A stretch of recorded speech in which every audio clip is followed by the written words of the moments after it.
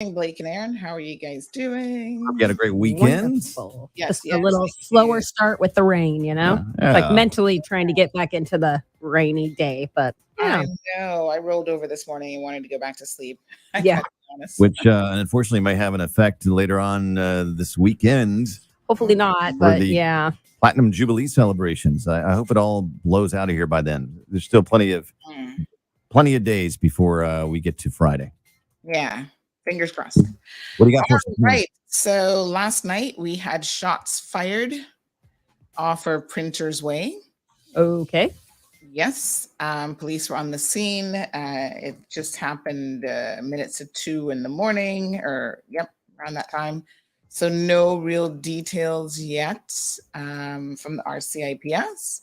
So we'll just keep an eye on that situation. Hmm. Mhm. Yes, Where's Printer's Way? I've never heard of that road. that's in Georgetown. I think it's Okay. right by where is it? It's central town. Okay. Yeah. Great. I was trying to find it in a map earlier, actually, but I've definitely heard of it, so I know it's pretty central. Yes. So, in addition to that, there was an altercation on a Sunday morning in the vicinity of Prospect, Mm-hmm. and that altercation involved multiple individuals who started fighting, I guess. And one person brought a knife to the fight, and one person brought a gun to the fight. And guess who won? Well, you don't Oh, bring a knife no. to a gunfight. I've heard that phrase before. So wait, was this like at like a bar around there or like in a house? This was actually a residential neighborhood in Prospect off of Satinwood Street. Okay. Oh man. Yeah. So they say that it involved three persons, two men and a woman, all known to each other, involved in this fight off of Domino Street. The woman brandished a firearm at one of the men, who grabbed it from her and took it to another location. And he was then stabbed by the second man. Jeez. Yeah. Can't we all just get along? I Wow. know. Hey, let me ask you: in the Cayman Islands, if somebody is coming at you with a knife, is it not self-defense then? If you Shoot that person? Well, I mean, you're not allowed to have Well, a gun, so there's still a crime right. there. It's point. it's a complicated question. Mhm. That's what any lawyer would say to you. It's a complicated question. Lots of factors, like normally, it kind of depends if it was what would they call it? Sufficient force. Like, it has to be equal. It can't be excessive force. Mhm. Of course, the firearm has to have been legally owned, so it couldn't be a situation where it was, Right. What if the person has it and then you get it away from them and then they come at you and then you shoot them? Ah. I didn't obtain it. I just got it and my life was You wrestled it threatened. away, and Yeah. and you I defended your guess, life. I guess they're all kind of possibilities. Yeah. A good defense attorney would have a really good case there for you. So Printer's Way is right next to the pool store and Little Monkeys, what used to be Little Monkeys. Oh, okay. Okay. Yeah. Oh, yeah. Yeah. So, those two things happened over the weekend. And other breaking news relating to the port. So there's a man who either fell or jumped off of a container and came back and broke both of his feet. Ah. Wow. Yeah. Ow. Somebody didn't tell him that he wasn't Spider-Man. And yes, so people are questioning that situation because the injured man and I guess the staff at the Brockport did not report it to the correct protocols. So security was unaware of the fact that it happened. And we possibly have a new port director. Okay. CMR exclusive rumor to be confirmed by the official authorities. So Mr. Paul Hurlston, who was the former port director for some 14 years, has been made an offer by the port to return after they sacked him in 2015. Why did they sack him? Well, it was a different board, and at the time they said the port was hemorrhaging. The previous year it lost $2.6 million, and so they were blaming him for the financial mess. Okay. All righty then. So back for round 2. All righty. Wow. Those are your news headlines today. Weather, we're watching the weather. Of course, you know about this first name stormed off of Mexico. Yep. Yeah, so we're all watching that. Agatha. So fun. Yeah, first named storm of the Eastern Pacific. Here we are. Yeah. We're in it. Yeah. It's going to be an interesting one. Yeah. All right, Sandy, you can catch her show right now on Bobo 89.1 FM. It actually comes on about 7:30. And we'll see you tomorrow for the Tuesday show, the short work week. Yes, have a good one. You too. Bye. All right, folks, let us get all of our housekeeping matters in check while we wait to go live on radio. We're kind of early today. We got about 3 minutes. So sit back, relax, and enjoy our beautiful national song.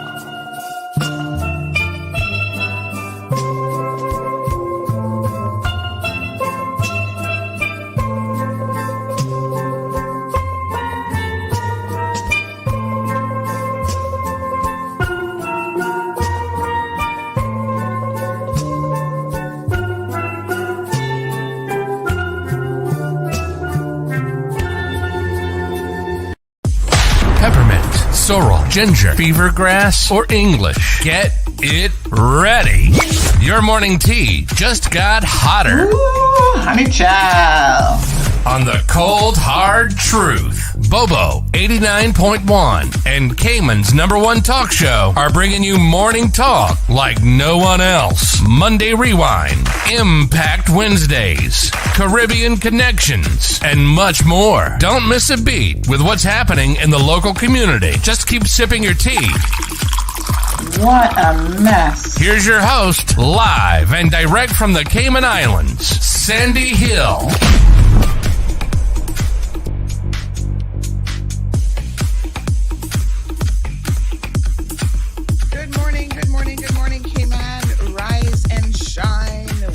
Everybody, I know it's a rainy day, and who wants to wake up on a rainy day? I think most of us were perfectly happy just sleeping in today, but we got stuff to do. Rain, snow, sleet, it doesn't matter. Let's get it. Thank goodness we don't really have any rain, snow, or well, we have rain, but no snow and sleet. But you never know. Some of you might be living abroad. I know a lot of you are in the UK and other places. So yes, it is a rainy day today. And rainy days always makes me, especially when you hear the pitter patter. We don't have zinc roofs anymore, but you know, you hear a little bit of that rain on the roof and you're like, oh, can I just roll over in the other direction and continue sleeping? Good morning. Okay. All right, folks.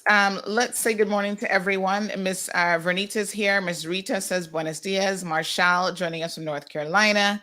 Diamond Princess. Printer's Way is that little road across from Burger King. Burger King on the waterfront? Which Burger King? Burger King. Good morning. On the waterfront. Okay. I don't know where Printer's Way is now they say that. So it's not the other one? I'd have to Google map it and see exactly where it is. All right. Good morning to Wee Wee. Good morning, Jonathan. So good to see you. Susan says, no, Printer's Way is that little road between Shedden Road and Crew Road. Shedden Road, yes, and Crew Road. That's off of Crew Road then. It's kind of close to Palmdale. Is that Printer's Way? Ugh, what a mess. This island's so small, we still have no clue where we are.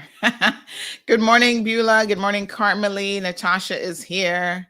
She wanted to say Happy Mother's Day in Nicaragua. It's Mother's Day today. Oh, nice. Thanks, Natasha. Happy Mother's Day. How do you say Happy Mother's Day in Spanish? Feliz Dia de Mamacitas.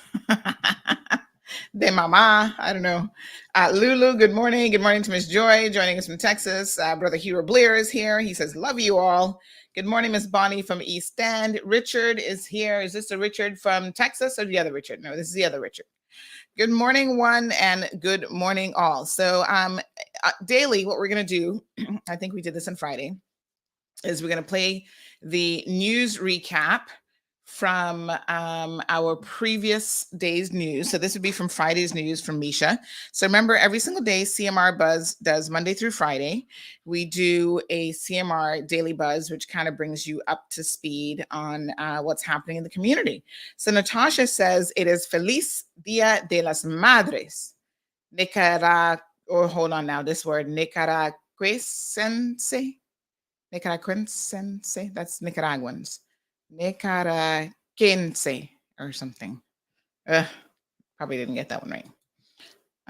Marshall, good morning. Says he's confusing it with Prestige Way, which is across from Burger King. All right. Richard said, this is West Bay, Richard. Feliz Dia de las Madres. All right, that works. Okay, let's hear from Misha to see what she brought us over the weekend. Kevin, did you update a totally different one? So I should discard the first one completely? All right.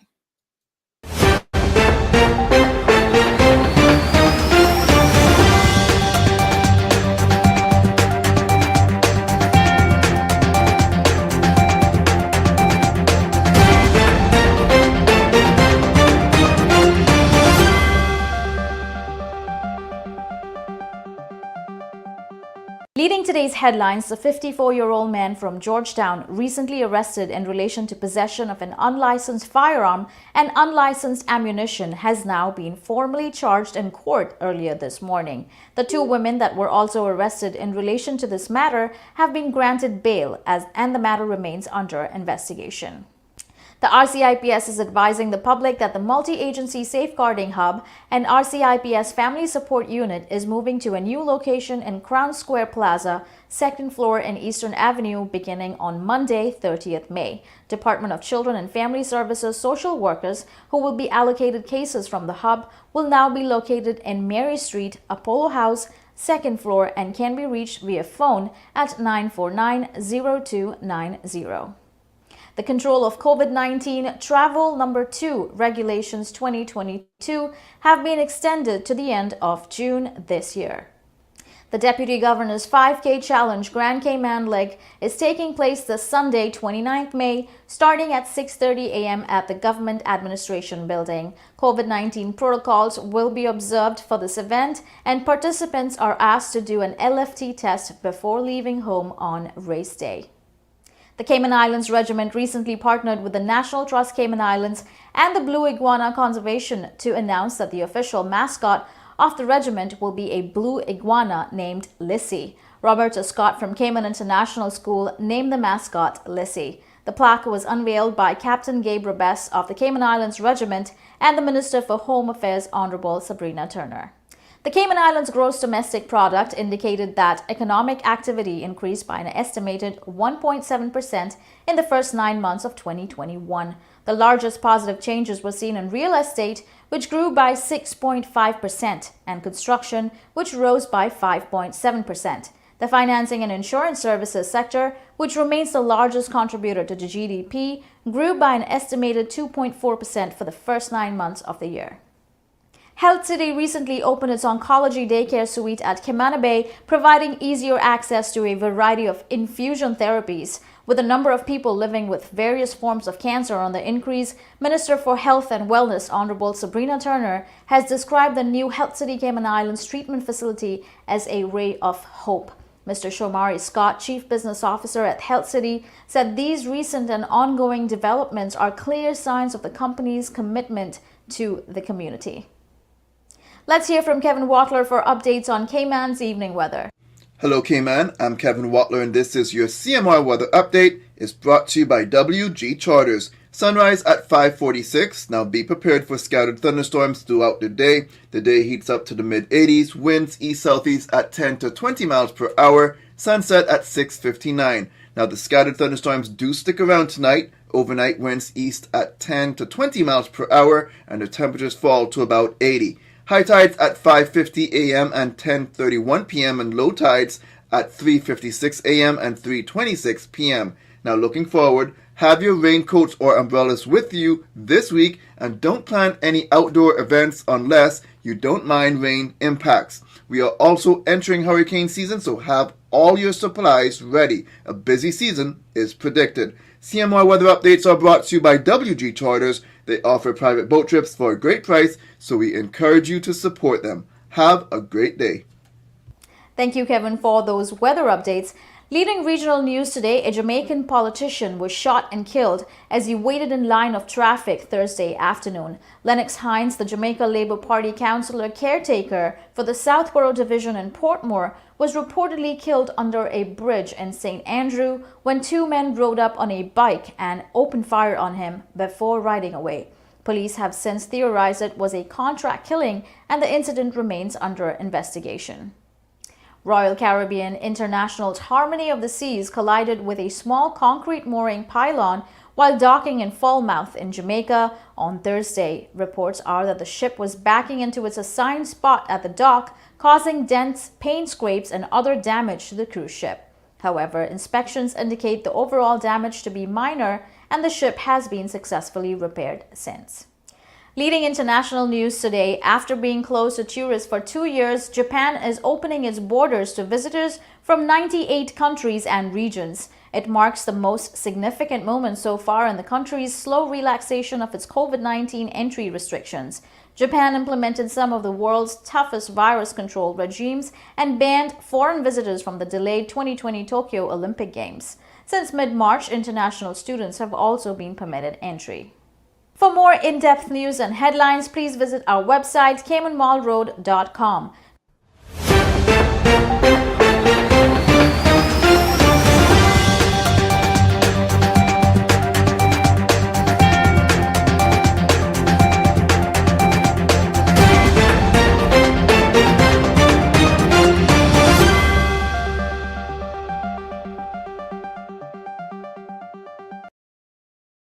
All right, folks, good morning. Welcome back. I don't know. People are so funny. Can I just tell you? I think most people are well aware that in the mornings I'm on air from 7:30, and they love to have these protracted, long conversations with me, sending me voice notes and all sorts of stuff early in the morning. And I'm just like, my brain cannot have a conversation this in depth with you and talk and do a full show. Stop messaging me. Good morning to Stephen. Lulu says, I'm listening on the radio. Go, Bobo. Go, Bobo. Bobo 89.1 is how you find us on radio, and they now have their online stream up as well. So for those of you in the sister islands who may want to tune in and listen, you can do so online quite easily. Stephen joining us from the UK. Good morning. Aliano joining us from Windsor Park. Good morning to you, Miss Charlene. Are you still in Florida or have you returned to the beautiful Cayman Islands? Miss Morna Prospect in the house. Good morning. So good to see all of you joining in today. We've got almost 200 people on the live stream. I'm sure that'll go up here a bit more.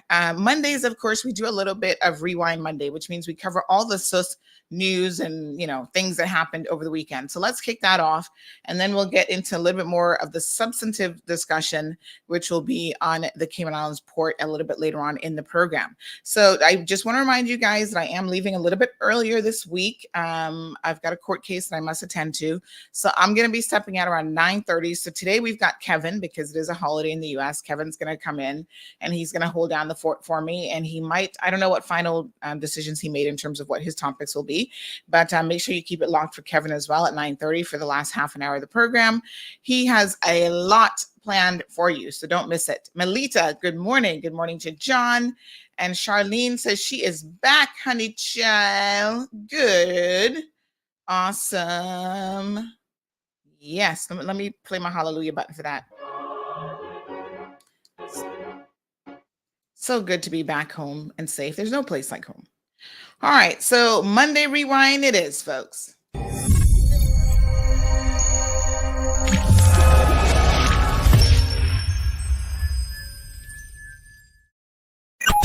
Time for Monday Rewind. The Cold Hard Truth's Monday Rewind show recaps the weekend's news and events so you don't miss a beat. Don't miss out. All the weekend's source, news, gossip, and well, it wouldn't be a weekend recap show without traffic accidents too.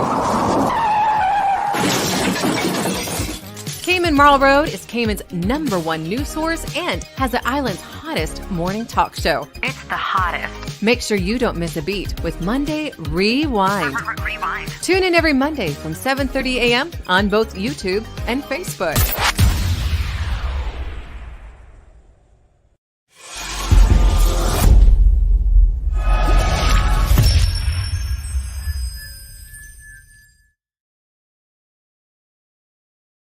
All right, folks, we need to get that updated to include Bobo 89.1 FM, because that was before we had Bobo. We did that intro for Monday Rewind. So, Amelia, good morning. So what happened over the weekend? Ooh, a lot happened.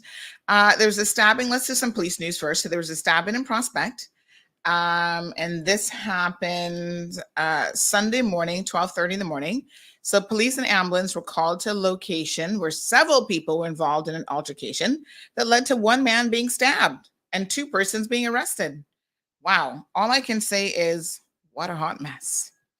So this incident involved multiple individuals, 2 men and a woman, all known to each other. Domestic situation, sounds like, or really good friends, hanging out and probably drinking too much, hanging out at a residence in Domino Street. So then the woman starts to brandish a firearm at one of the men.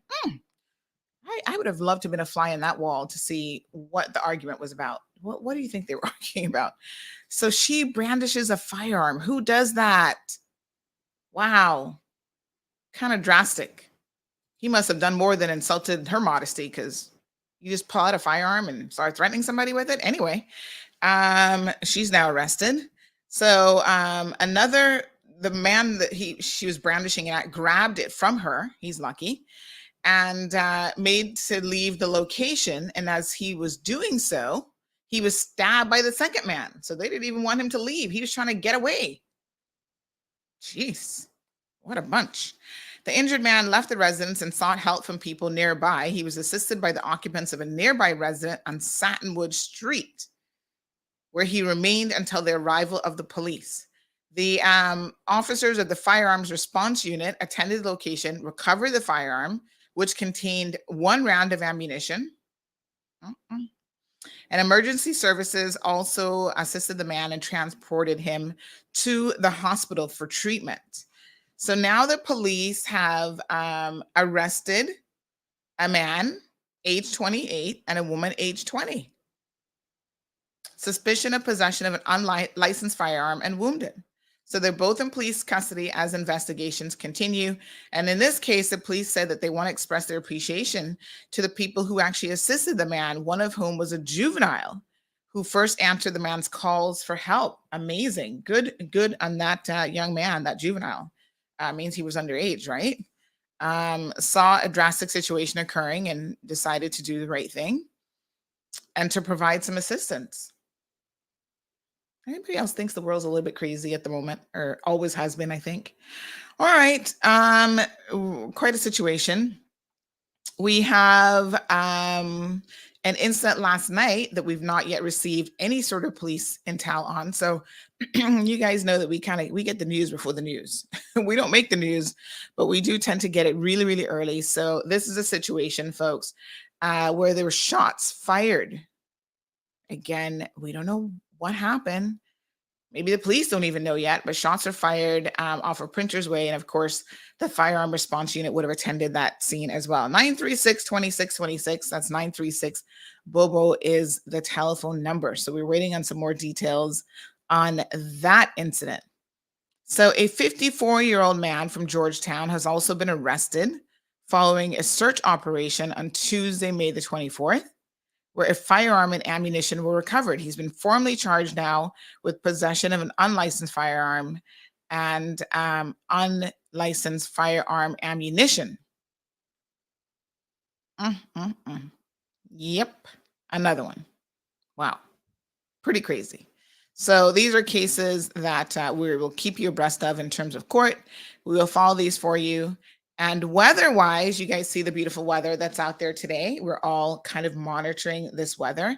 We don't know yet. We're going to talk about the air show. I think probably part of tomorrow's program. But of course, everybody is a little bit concerned about the viability of the air show if this weather continues. So we will be saying a little prayer that the weather clears up and we have nothing but blue, lovely skies heading our way. So all of the weather folks, including Kevin, no doubt, are keeping a very keen eye on the weather at the moment. But we already have the first name storm. Agatha is her name. Eastern Pacific hurricane season has started a little bit early. Officially, it begins on Wednesday, June the 1st. But last year, you guys might remember we had this conversation about, what do they call it?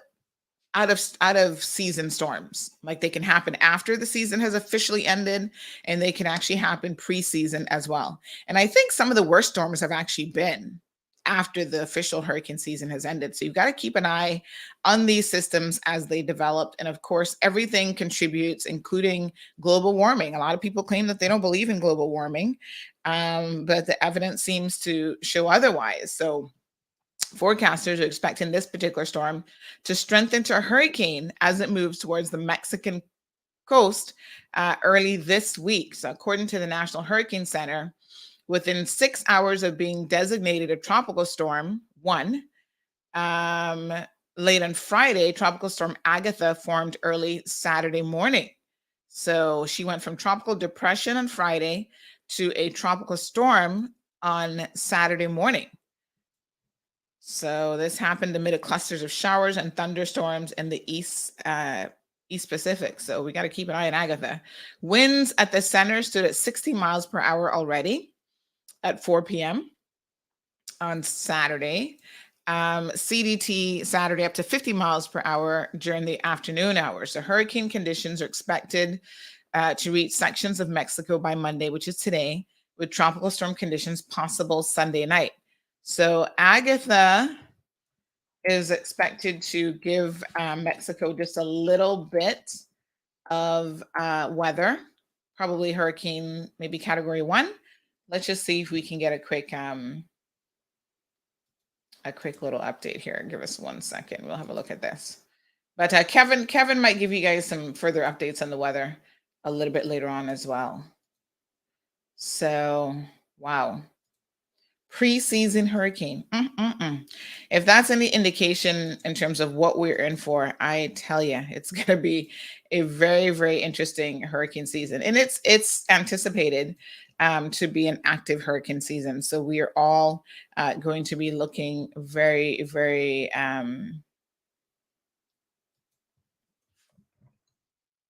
we're all going to be looking very, very closely at this. So a couple of other things. So yesterday in the community, we had a bit of an issue with a stolen bicycle, and I want to address this. And then there's another story that I want to do a bit of a follow-up on. These people. I'll tell you guys about something else that just popped up here. Oh, Kevin, hi. Hey, yeah, I was trying to get your attention. I just wanted to correct a little bit of what you said. It's not a preseason storm for the Eastern Pacific. The Eastern Pacific hurricane season began on the 15th. Ours obviously is June 1st. So they have Oh, they started a bit 15 earlier. days of a hurricane season. So it's not really a preseason for them. And also, it's expected to possibly a Category 3 hurricane that's going to be going on Mexico. Right now, it's a 2. It's very It's close. already up to 2. I was going to go online and have a quick look at the current stats on it. Yeah, Oh, wow. it still All has some right. time over warm water, and currently they are being impacted by tropical storm force winds and expected to, have hurricane force winds in the Oh, western side gosh. of Mexico pretty soon. So, of course, So yeah, maybe we'll maybe we'll keep have our you eye talk on about it. that at 9:30. Absolutely. Yeah. Ooh, what a hot mess. Agatha's not playing around, folks. Already at oh wow, Category 2. That was fast. All right, Agatha, go on through, girl. Larry, good morning. Felicia, good morning. Sue, Damien, cyclone or hurricane. I think she's still a hurricane on this side of the world. Cyclone is for the other part of the world, right? Anyway, Kevin will go into weather at 9:30 and he'll get you all the details on that. So stay tuned, Damien. So so just moving on to the stolen bicycle situation. So we had a bicycle, some bicycle thieves in the Newlands area, which happened to have just been young people getting in trouble. I don't know how young they are. And I'm going to talk about young people in general because there's another discussion that I want to have with you all here this morning as well. But the story is we were contacted by a parent who has an autistic child whose bicycle was stolen yesterday afternoon. And she said, Sandy, my son is autistic, and there's certain things that really can throw an autistic child off when their routine is interrupted, when something like this happens, like a stolen bicycle. These are the types of things that can really have an impact on, I would imagine, any child that might have, they might be somewhere on the spectrum, right? And so she was asking us for help in trying to recover this stolen bike. So we sent out the initial alert to say, does anyone have anyone seen this bike? If you have any ideas of where the bike is, to please assist and make contact with us so that we can then tell the parent how to recover, her son's bicycle. So in the process of sending out that notification to our WhatsApp news group, which, by the way, if you want to join the WhatsApp news group, it's super easy. Just send us a message with your name and your contact number, and you get every single person on WhatsApp, they get all the news alerts. So everything that's posted, kind of sometimes you're busy, you don't get to go to the website or social media. So every single thing that's posted on both the website and social media, you immediately get on your WhatsApp messages from the CMR News Alert, right? And so that's helpful because then you can kind of filter through and see what stories you then need to jump to from the website and so on. And then sometimes you get exclusives, you get specials that we don't yet post online because we might still be waiting on some final details, but you kind of, for example, on Saturday evening, there was some kind of operation, some sort of action in West Bay that had multiple firearm response units heading in that way in a hurry. The helicopter was up at different locations on Saturday as well, or National Bird is what we're now calling the helicopter, the police helicopter. And so we'll send out notifications like that because sometimes we just need our citizen reporters to keep an eye out on what is going on as well. So we never did hear what that was about in West Bay yet. But normally in a day or two, we get a feel for kind of what was going on. I guess nobody was killed, thankfully, because we probably would have heard that. So join the WhatsApp news group, 324-1612. You can just, again, send a message with your name, contact details, and we will add you to the group. So these young men were up to a little bit of shenanigans because as soon as we sent out the message, someone who's in one of the Newlands groups. Now, I'm aware that there's actually more than one Newlands group. These are WhatsApp groups. So one was formed by former politician Alva Saku. So he had a Newlands group. And then there was one, I think, that the current premier, Wayne Panton, had. And some people are in both groups, but they were kind of like separate groups. So I don't know which one of the Newlands groups this is. And, a lot of people, listen, this is a new fandangle way of having a community or neighborhood watch. We all have neighborhood watches, but normally none of us are ever home to really be watching the neighborhood. So what ends up happening is, you've got WhatsApp, and when things happen in a neighborhood, and they put everything in there, from missing dogs to, if someone picked up something on their security cameras at home. We got an alert about that this weekend. I'll share that with you guys here in a second.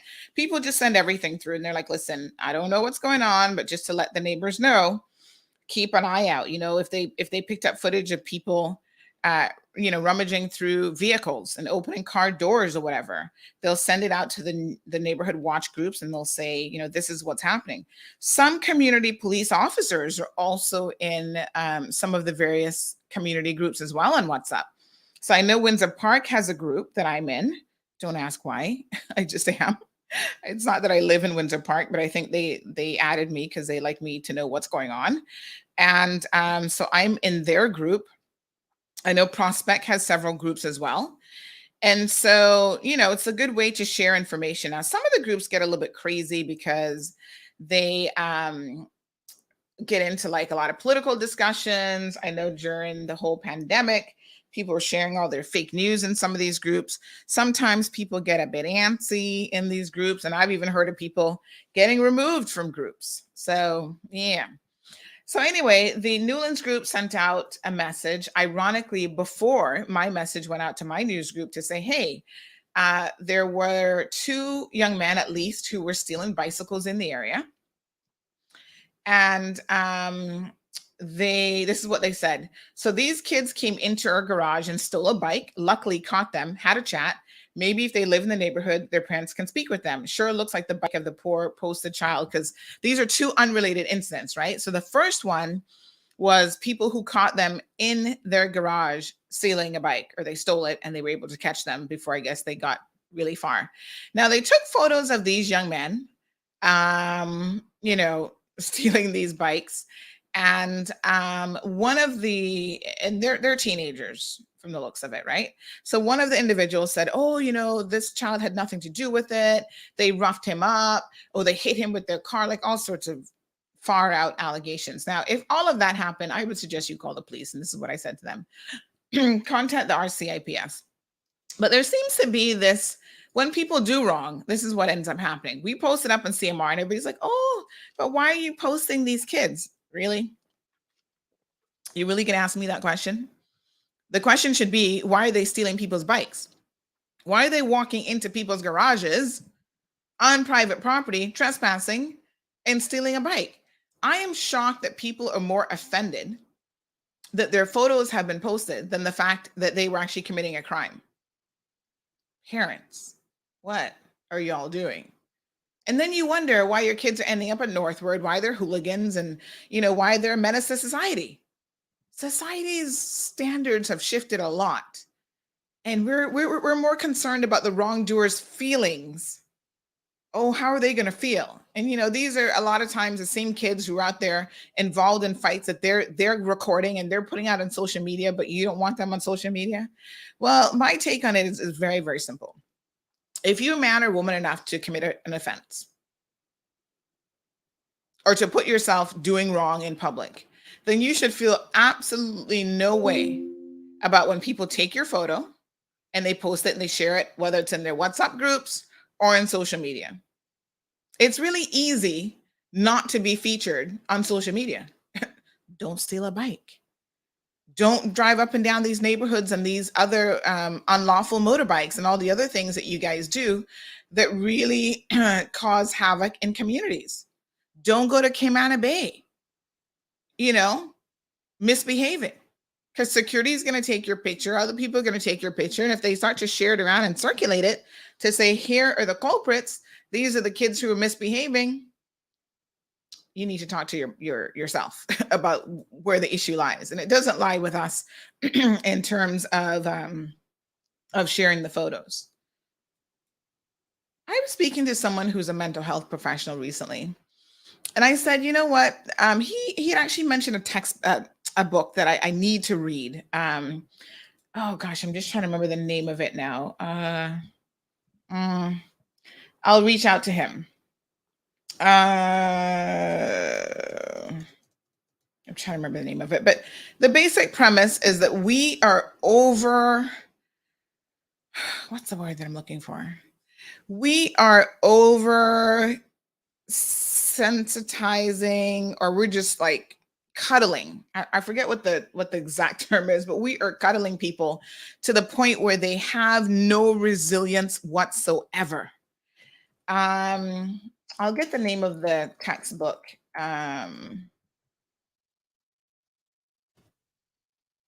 Just messaging him.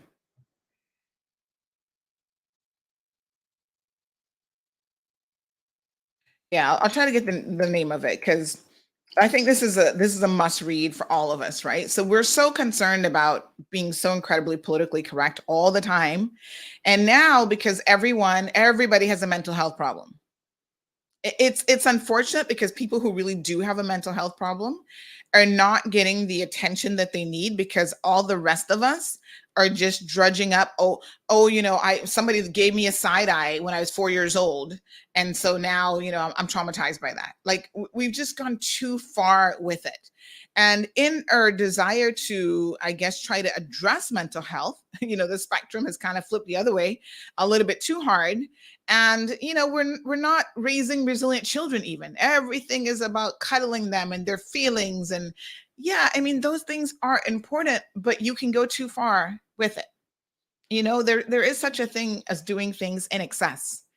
And so I feel like this is happening a lot, and the end result, oh yes, this is the name of it, funny enough. It's called The Cuddling of the American Mind.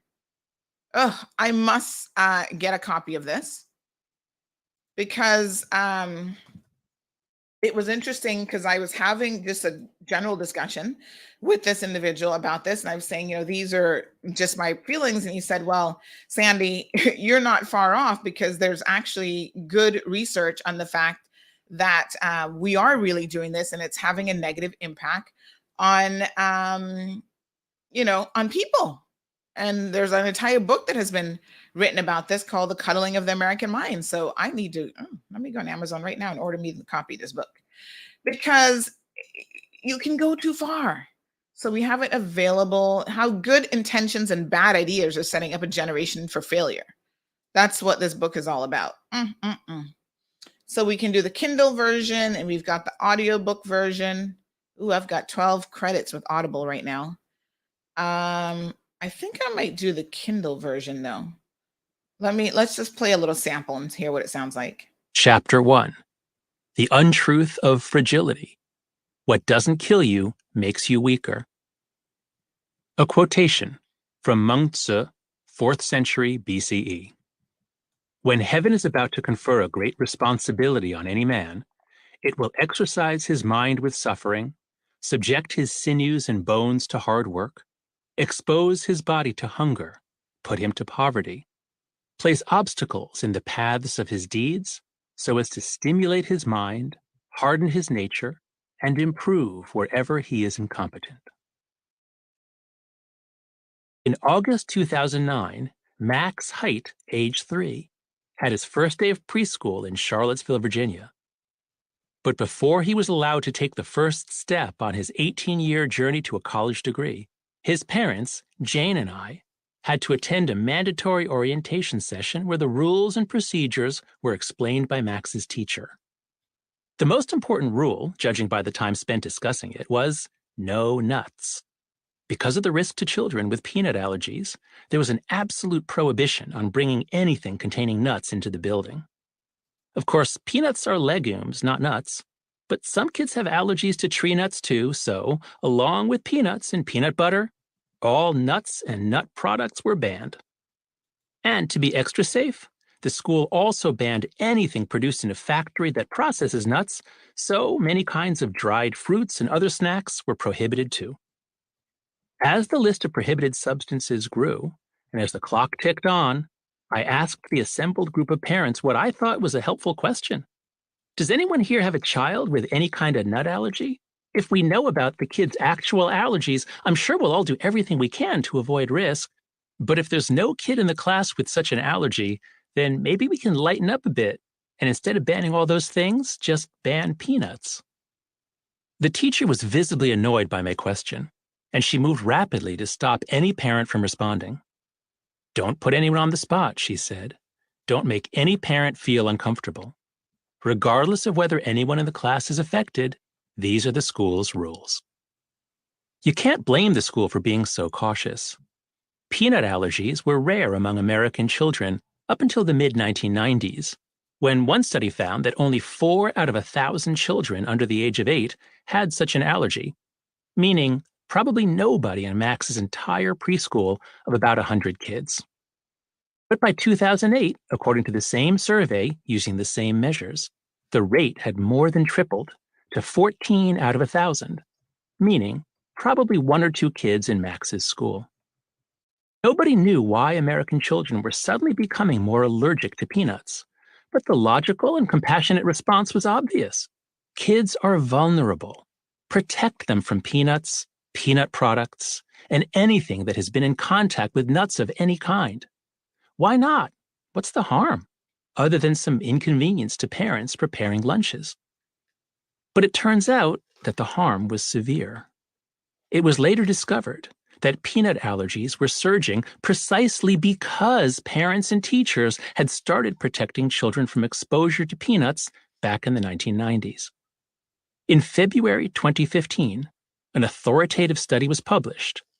The LEAP study, Learning Early About Peanut Allergy, was based on the hypothesis that, quote, regular eating of peanut-containing products, when started during infancy, will elicit a protective immune response instead of an allergic immune reaction, end quote. The researchers recruited the parents of 640 infants, 4 to 11 months old, who were at high risk of developing a peanut allergy because they had severe eczema or had tested positive for another allergy. The researchers told half the parents to follow the standard advice for high-risk kids, which was to avoid all exposure to peanuts and peanut products. The other half were given a supply of a snack made from peanut butter and puffed corn, and were told to give some to their child at least 3 times a week. The researchers followed all the families carefully, and when the children turned 5 years old, they were tested for an allergic reaction to peanuts. The results were stunning. Among the children who had been protected from peanuts, 17% had developed a peanut allergy. In the group that had been deliberately exposed to peanut products, only 3% had developed an allergy. As one of the researchers said in an interview, for decades, allergists have been recommending that young infants avoid consuming allergenic foods such as peanut to prevent food allergies. Our findings suggest that this advice was incorrect and may have contributed to the rise in the peanut and other food allergies. Isn't that amazing? The very thing that you're trying to protect them from because you're overdoing it, because you're over cuddling them, is what you're causing them to have. That is just the introduction to the book, folks. I am so ordering me that book today. I just need to decide, do I want the Kindle version so I sit down and read it, or do I want the Audible version? You know, the audiobooks are fantastic because you can listen to them anywhere. So I can, put it on my iPhone while I'm driving and stuck in traffic. That becomes less painful if I'm listening to a really, really good book. So good intentions, bad ideas. We don't think it's a bad idea to try to protect all children from having access to peanuts, but look at what's happening. You're actually bringing on the onset of the allergy itself. What a mess. Over cuddling is not a good thing, folks. You've got to teach your kids a little bit of resilience in life, right?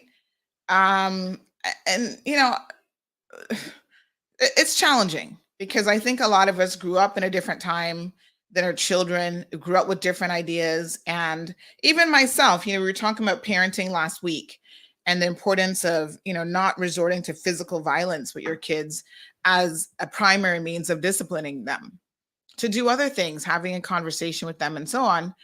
And yet we have lost, Magdalene says, tough love. Yeah, we've lost the concept of tough love. And tough love doesn't have to be physical in any way, shape, or form. That's what my position is.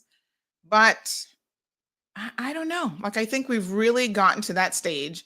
where children don't have a concept of how to be resilient. They don't have a concept of consequences or anything else, because we have really, really raised them to be, I don't really want to use the term soft, because that's normally associated with certain other character traits, but we really just haven't taught them to just keep at it. Like, you fail 100 times, you fall down, you skin up your knee, you get back up and you get back on that bicycle and you keep going. And that's how you're going to learn how to be efficient. They fall. We're helicopter parents. They fall down. We run and scoop them up, and oh my God, let me kiss that boo boo for you. And it's like, no, good. You're fine. Don't worry about it. Yeah, it's gonna bleed a little bit. That's what happens when you scrape your leg, and next time you be more careful. you don't run with those shoes on, or you talk about what made them fall, but I don't know. It is a thing, and I think at some point we could get a little bit deeper in the discussion. Maybe we'll add that book to our book list, our book club list here at CMR. But when I hear parents saying, "Oh, well, you're going to embarrass this kid," I'm like, maybe what they need is a little bit of embarrassment. I mean, you do something wrong. At one point in time, you used to walk around with a scarlet letter on your chest. Now, kids do wrong every single day, and we don't want to punish them in any way. The court is like, oh, let's give them 50 million chances before we finally incarcerate them or deal with them with a little bit of tough love. And I think it's really working against us in a lot of different ways.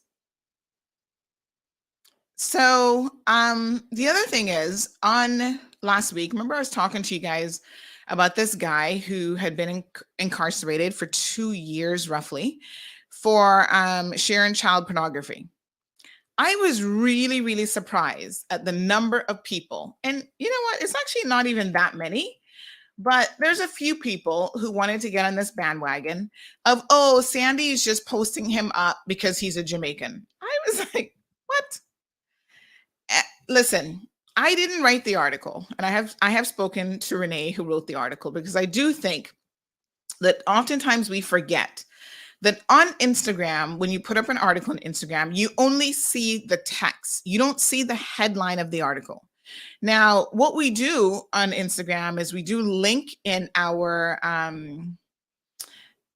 like bio of Instagram, the ability for you to click on a link and then read the full story. But it seems like a lot of Instagram users are not really understanding that that's how it works, and that's, that it's possible. So the first sentence of her story read, and I'm going to just read it for you guys to show you.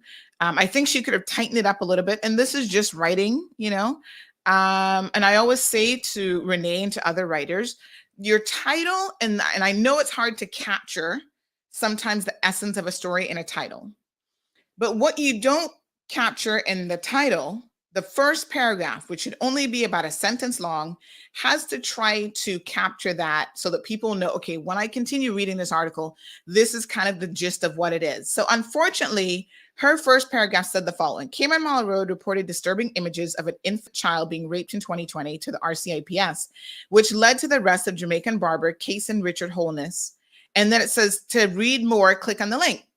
People read just that, nothing else, and assumed that he was the person who raped the child. And that's not the case. He was actually arrested for sharing the images, downloading that image and others. So I was really quite surprised at a few people who wanted to jump in and pick at this, what I call very low hanging fruit. Oh, she's anti-Jamaican. She wants to put this mentality out there, and she only wants to report on him because he's a Jamaican. First of all, it's not true. And it really is old and stupid rhetoric.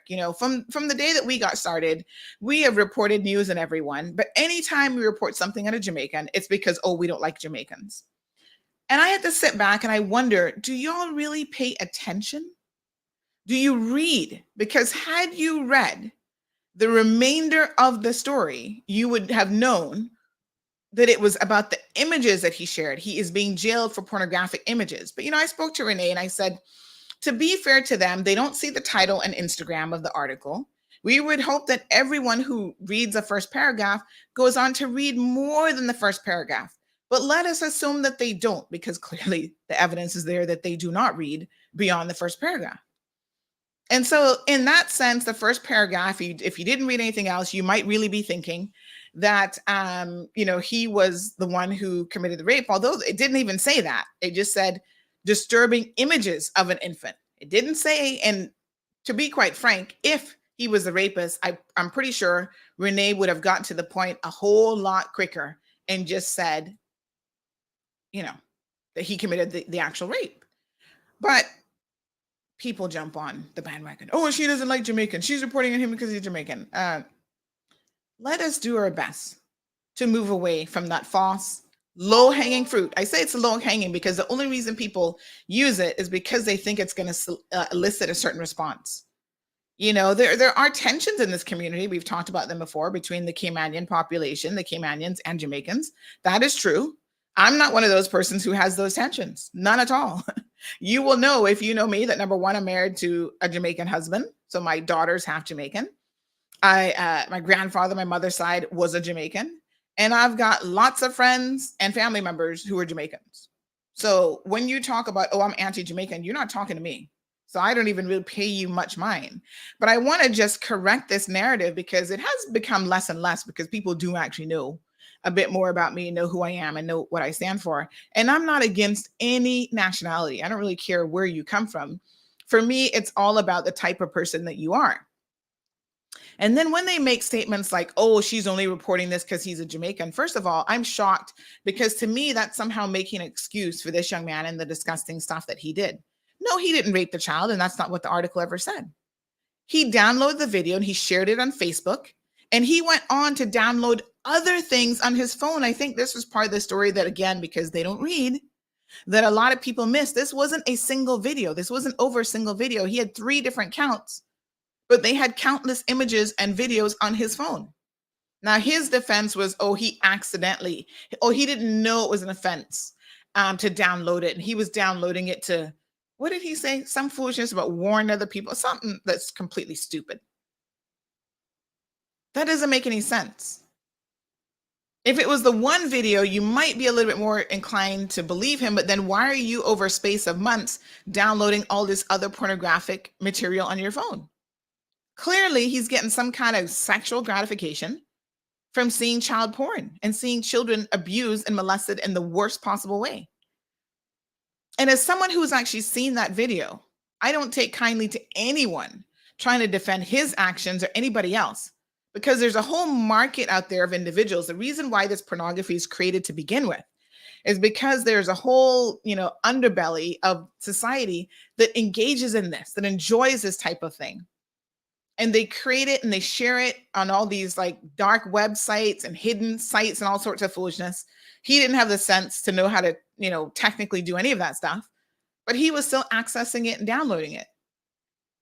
And we report in every single one of these cases that comes to our attention. So when we were reporting on, what was the name of the fellow there the other day? Hold on. Like literally, if you go to our website, you Google child porn, you'll see all the people that we've reported on in relation to child pornography. So the latest one was the videographer guy. Let me just try to remember his name. He wasn't a Jamaican. So what's your point? His name was Diaz. Remember him? We wrote multiple stories about him. I don't see y'all complaining when we wrote about him that, ooh, Sandy doesn't like Caymanians. He's a Caymanian, Freddie Manuel Diaz, Christian Diaz. When we were reporting on the former UCCI professor with child porn, all the way back in 2017, we reported on him multiple times, Dr. Pavlov. I didn't see anybody complaining that, you're putting on him because I don't even know where he was from. I think he was American with some connection somewhere else. I don't even know. But it doesn't matter to us. And so, you try to create this narrative that, Sandy will only report these stories because she doesn't like Jamaicans, but you're not looking at the evidence before you. And the evidence before you is that that's actually not true. We have reported on anybody that comes to our attention. Recently, we posted about the American guy there from, what's the name of that family, 1,900 kids and counting, where the family believes in having all these children that they can't even afford. And y'all were into it, making them famous and making them millionaires, right? And at least one of them has a real issue, molested his own siblings, and has now been convicted and sentenced to 12 years. I think this came out on Friday, one day last week. He's now convicted to 12 years in prison for the same sort of thing, having child pornography. Our people get 2 years. In America, they get 12 years. We have reported on Jared Fogle. Remember him? He was a Subway guy that claimed that he lost all that weight eating a Subway diet. He's another sick individual. He's been sentenced to decades in prison because of his child porn fetish. Ironically, and I know you guys probably don't even know this if you're not really paying attention, but he actually had an assistant who worked in his organization that just this month, early May, he was also convicted. I don't know what it is about Jared and the people he were hanging out with, but him and his wife were convicted for sexually molesting children. And he worked in Jared Fogle's charitable foundation. I mean, the irony of it is certainly not lost on me. He was sentenced to 27 years in prison, and his ex-wife, Angela, was sentenced to 33 years in an Indiana court on Monday, April the 9th. And so they're heading off to jail after some 30 child pornography and sexual exploitation crimes. So good for them. They have some decent sentencing. We need to do better. So we report on all sorts of people. So, I think at the end of the day, you put this argument out there because you think people are going to jump on it. People are aware of some of the sentiments in the community, that there is this tension between some Jamaicans and some Caymanians, and you want to bring that to Cayman Mall Road's platform. Don't bother. Really and truly don't bother. It's not part of the dialogue. We don't report on someone because they're Jamaican. No, we reported on him because he had child porn and he was convicted. Actually, he pled guilty to the charges, and he's now been sentenced to a couple years in jail. It's as simple as that. Don't make this an anti-anybody argument. We've seen it before. Oh, why is Sandy reporting on Jamaican news? Because that's what newspapers do. They report on regional news from all over the region and indeed the world. You could not find a single newspaper anywhere in the world that only reports on news that happens in there, especially a smaller jurisdiction as Cayman is. A lot of days we would have absolutely nothing to report. The ugly truth says the problem is too many people lack basic grammar and comprehension to understand the importance of words, commas, and so in a paragraph. It's ugly truth. They don't even read at all. This is the problem. And this is why I really try to stress to Renee, because I know the mentality that we are dealing with. I often say to her, capture what you have to say. And I know it's hard trust me, from the perspective of writing, it is very difficult. I'm like, Renee, try to capture it in that first paragraph, because people are not going to read the article. They're not going to read the story. It's sad, but it is what it is, right? So 264 people liked that post, right? Let me give you some insights into this. It actually reached 1,170 accounts. Of those, only 149 people actually clicked on the website link to read the article. Let me say that again.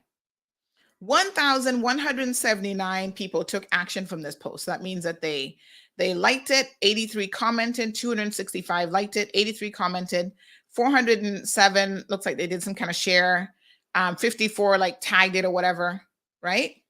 But only 149 of those individuals took the time to open the website link to then potentially read it, and they probably didn't read past the second paragraph. This is the world that we live in. People who don't even read. They don't get correct information. And yet they want to jump to conclusions. Some of y'all are real athletic with all the jumping to conclusions that you do. They want to say, oh, we're putting out incorrect information. Actually, we are not. Renee did a really good job, if you read the article, writing the article based off of the court document that she had before her and what it was all about. But that means that you have to read beyond the first paragraph.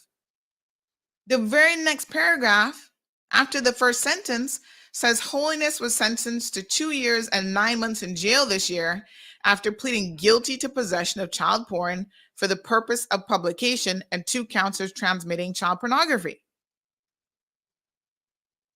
Social media helps to dumb down our people, and I'm the first one to say it. I love social media, and I love the access that it gives us to people, the access that it gives us information, how quickly we can share stuff.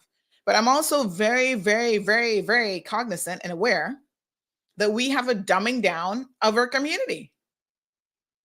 And social media is a contributor to that. You can't read past one sentence without your brain going, ugh, brain overload. I've had too much information. I can't take any more.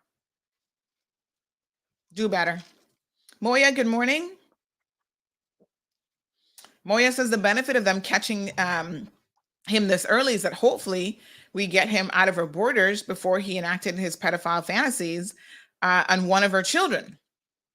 Well, who knows? I mean, he's only been caught for that, but honestly, we don't know what else he's been up to. And a lot of people are shocked because, oh, he was my barber. And your point is, anyone is capable, folks, of this kind of behavior. So I've said it time and time again, that you should not look at someone and make any assumptions based on who they are, what they do for a profession. As a barber, he does children's hairs. He's doing all that kind of stuff. And remember the coach, where was he from again? Was he from Trinidad? I can't remember where Coach Atto Stevens, I think he was from Trinidad, was from as well. But he was another one that was into the whole child porn thing as well that we reported on. What a mess. Al, good morning. Al says, when I was growing up, we were exposed to all sorts of elements in the wild. Bucktail was common. Today, everyone wants to run hospital. Anytime some food doesn't agree with me, I stop eating it. Aquaman says, nasty lifestyle. Trust me, you have no idea. And, like I said, when I sit back and I look at these social media comments, I think that's where you're trying to make an issue. Like that's where you want your focus to be, instead of the fact that this man has downloaded multiple pornographic images. Like, y'all, if I knew that you would read, I would actually get the judgment for you and have you read all of the details, because of course in our article we can only summarize so much of what he did. But you guys would do well with sometimes sitting down and reading these cases so that you are much more aware of exactly what transpired and what the individual is confessing to in his case, what they have alleged to have done, and oftentimes what they're found guilty of, and what they fess up to, and how it actually played out. I guess I'm going to think a little bit about some of the things that Aunt Lottie would say in a time like this. And she's just like, you just don't suffer fools. In other words, you don't put up with certain foolishness. This is an 18-page judgment. We can't, in 18 pages, we can't take an 18-page judgment and put every single thing that he did in that. We have to do a summary of the 18 pages in a relatively short format so that people will actually read it and understand what he did. So count 1, possession for the purpose of publication. The particulars are that between April the 30th and the 26th of June, 2020, in this jurisdiction, he had possession of child pornographic material that was considered a category A and B. Charge 2, transmitting it. Within that same time period, he transmitted videos, plural, more than one, containing child pornographic stuff during WhatsApp Messenger. And then they make reference to the exhibits of the videos. Count 3, a second charge of transmitting child pornography, because on the 26th of June, on an occasion other than as alleged in count 2, He transmitted a video containing child pornography via Facebook Messenger.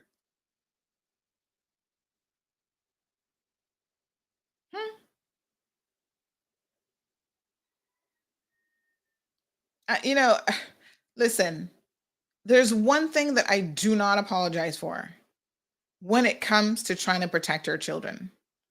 And I'm telling you that if any of you had any degree or concept of what type of pornography this man was engaging in, it literally made me sick to my stomach. That's how bad it was what I saw. It brought me to tears. It made me angry. It made me physically sick.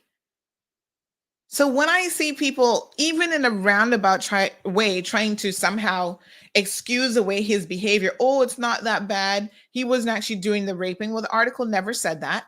But what he was engaging in was the sharing of this material that nobody in their right mind would share. And his excuse, his defense was, oh, he didn't know it was a crime.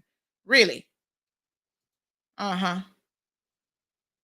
Well, whether you know something is a crime or not doesn't really matter. That's not something the court takes into consideration. He's 33 years old and has two children of his own, a 15-year-old and a 13-year-old, one of whom is a daughter. Wow. What a mess. Claims that he had a stable childhood and no issues identified. That's the other thing. Every single time somebody does something wrong, there was a shooting, let's look at what happened to them as a child. Who broke them? Now, don't get me wrong. I'm not saying, hurt people, but y'all need to stop giving these criminals all the excuses in the world. Unbelievable. So nothing stood out as particular in his childhood. Like I said, his defense was some conjectured story that really made no sense. And he only got 2 years in jail. So 60% of that, he'll be out in no time flat. Time served. Yeah. Hopefully deportation is in order. I think that we have to be very, very careful. The things that we say when we see a story, when we see people being convicted of certain things, the things that we say that somehow try to excuse bad behavior. The age of the child was one of the things that they looked at, and it says it's estimated by intelligence officer to be between 4 months and 18 months. Y'all have no idea. Really, really disturbing.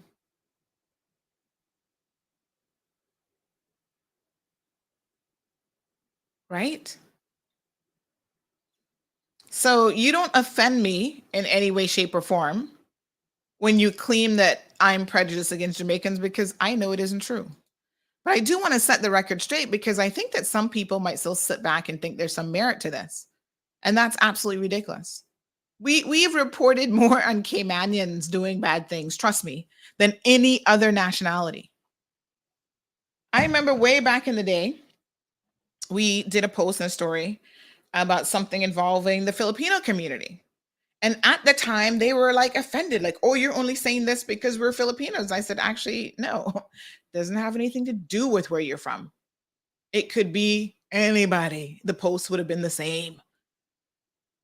I think now most of them know, because we are very, very good friends with a number of the Filipino community groups here in the Cayman Islands. And I think now they get it. And they get it. You know why they get it? Let me tell you something. They get it because every single time they pick up the phone and call, and let me put this out there. People call me every single day for help with different situations. My phone is always blowing up. Somebody said to me recently, Sandy, I swear that you get more calls than the premier or the governor for people to help people with different things. Everything under the sun, from employment issues to relationship issues. Oh, I got with this man and now he doesn't want to take care of his child, to family drama. I mean, it's all over the map, right? The phone calls that we get, not just stuff relating to government, all sorts of stuff. This person owes me money, this, that, whatever. The vast majority of people who call me are actually Jamaicans. I'm telling you, if I had to put a percentage on it, I would say it's probably 70% Jamaicans maybe 25% Caymanians, and then the rest other, meaning, maybe it's some Spanish person, Filipino person, whatever. The vast majority of people who call me for help are Jamaicans. And I help them the same way I help anybody else. So it doesn't matter. And the turnaround with the Filipino community is a number of them over the years have reached out with issues, because I think Filipinos tend to be very docile in a way. They're not as confrontational normally as others. So if you do them something wrong, they tend to just sit back and take it. And then one day when they've had enough, they're going to pick up the phone and call me. Can you help me get my money back? Can you help me with this situation? This employer who stole my money, promising a work permit and never even put one in. And I think once they recognize that we were more than willing to help them and to put their stories out there, because wrong is wrong and right is right, and sometimes it is very, very black and white, they recognize that, this narrative that Sandy is anti this or anti that, just because of your nationality, just doesn't hold any water. Lavana, good morning. Marshall said Jamaicans are highlighted in CMR because they're always doing the most everywhere they go. Well, listen, the Jamaican population is big. There is a Jamaican, overseas contingency. They're in every corner of the world. And you can't necessarily say that about every other nationality. There's 3 million Jamaicans in Jamaica alone, and they spread wide and they spread far. So it's not unusual to even hear about a Jamaican in the States making the news, whether it's positive or negative. Jasara, good morning. She says, if it was their child or someone's child they knew, it'd be a different story. Stop making excuses for this type of behavior. Should have never been shared. And which person in their right mind sits and watches a baby being raped? Exactly. And that's why the second I saw it, I had my mindset wasn't, oh, let me share it with other people. I was like, I need to contact the RCIPS immediately, because I didn't know what the story was, who this man was. And it was a Caucasian man, by the way. I didn't know, where this child is. But my thing is, oh my God, they need to find him. And maybe there's some way to trace it back to the source and find him and convict him of what he had done. And I hope whoever he is, that he has been caught. Just absolutely horrific. Like, I don't even want to think about it anymore. Good morning, Milicia. Marshall says need to focus on the crime, not the nationality. Precisely. Aliana says, I'm perplexed as to who can defend child porn on someone's phone. It's just, there's certain things that are really not defensible in my mind. This is one of them. All right, folks, let's move on from that discussion.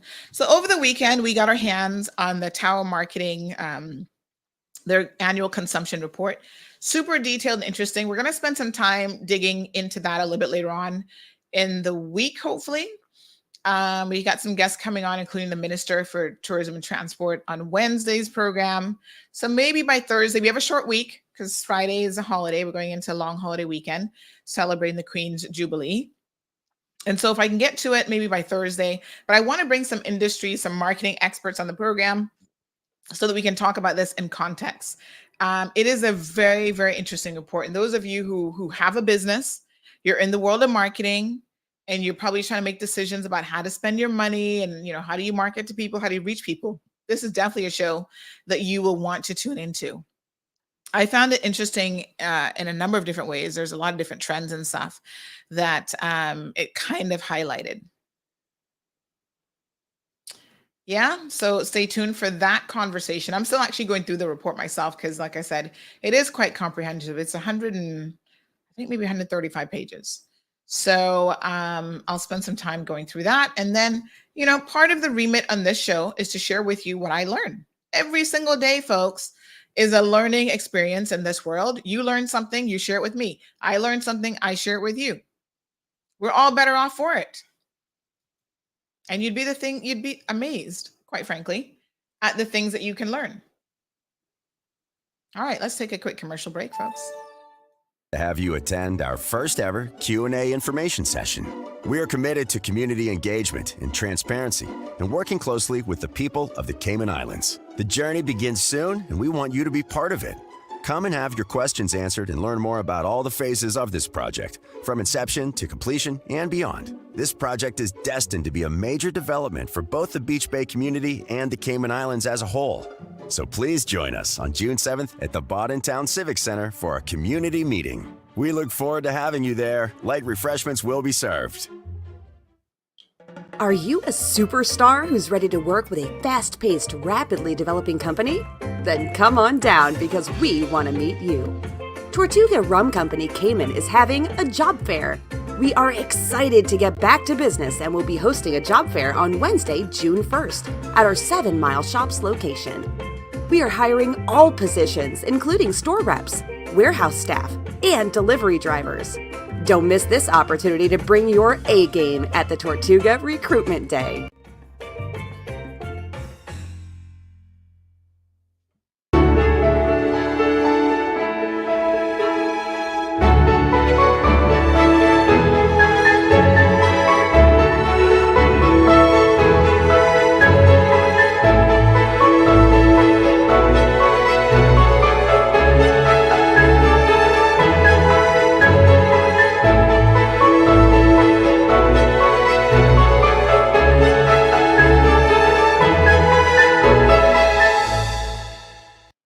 Recover Personal Injury Attorneys, helping injured people get what they deserve.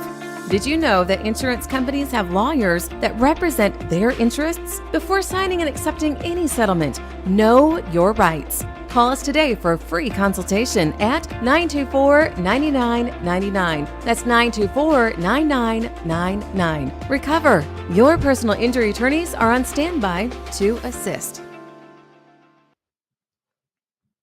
All right, folks. Sandra Coe says the nationality is very important. We must keep an eye on these people. No joke. Olga says, Sandy, buenos dias. Bendecida, Dios bendiga.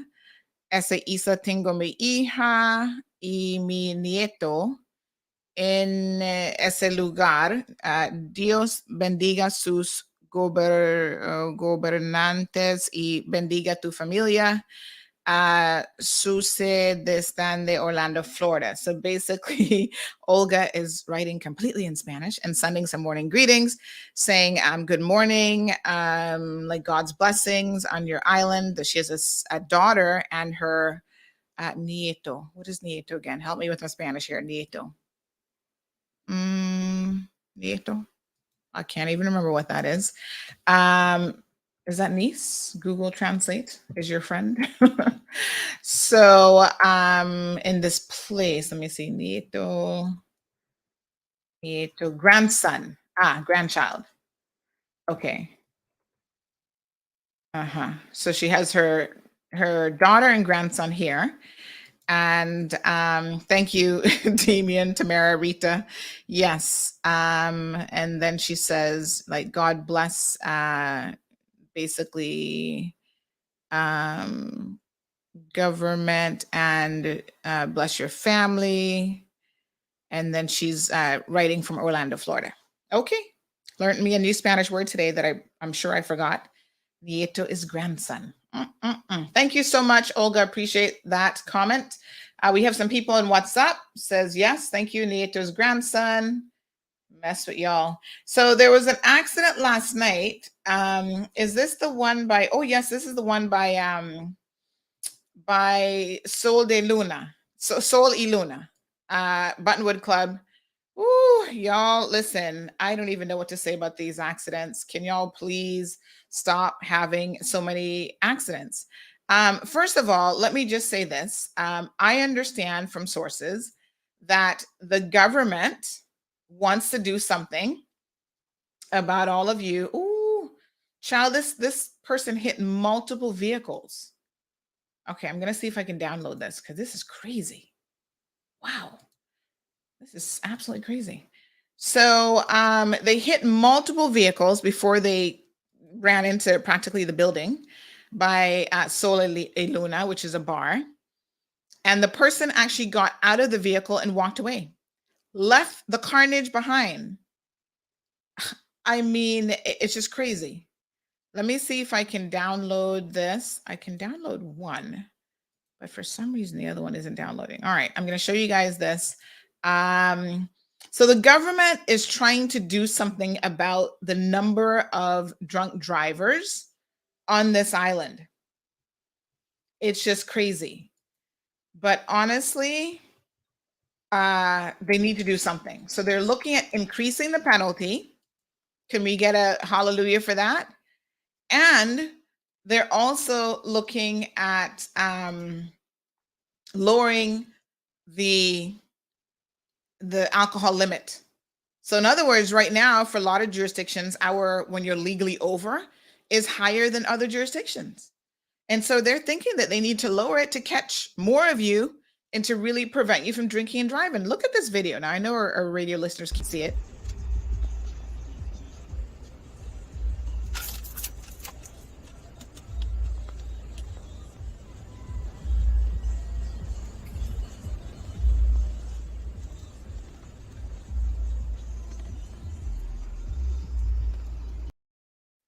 I understand it hit like maybe 3 different cars before then coming to a standstill. And then the person got out of the vehicle and walked away, left the vehicle there. Now, hopefully it won't be long before they can be apprehended. The interesting thing about this is, let me tell you what ends up happening. People have these accidents and then they, I'm going to try to see if I can send this one to my Dropbox and upload it. Then they walk away from the scene of the accident. And then when the police finally arrest them, because of course the police will be able to see who the vehicle belongs to and so forth, right? Then they make up some story like, oh, that wasn't me driving the vehicle. Somebody else took my car, some stranger that I don't know anything about. This is where now the police really need to do a much better job of, looking at some CCTV footage to see exactly what transpired. So someone says carnage, no one was killed. Perhaps you mean wreckage. I'm using the word carnage in a very loose. I'm aware normally it's used when someone is killed. I'm just saying the hot, yes, it's a wreckage, but I don't feel like wreckage does it justice. What's the word I'm looking for? This person also says reading and punctuation are important. It is the difference between helping your Uncle Jack off a horse versus helping your Uncle Jack off a horse. So helping your Uncle Jack off a horse, like getting off a horse. And then I'm sure y'all know what the other one means. All right. So another person says, good morning, Sandy. Damn set of lunatics. If it involved their child, he would probably not make it to prison. Does not matter the nationality, sick bastard.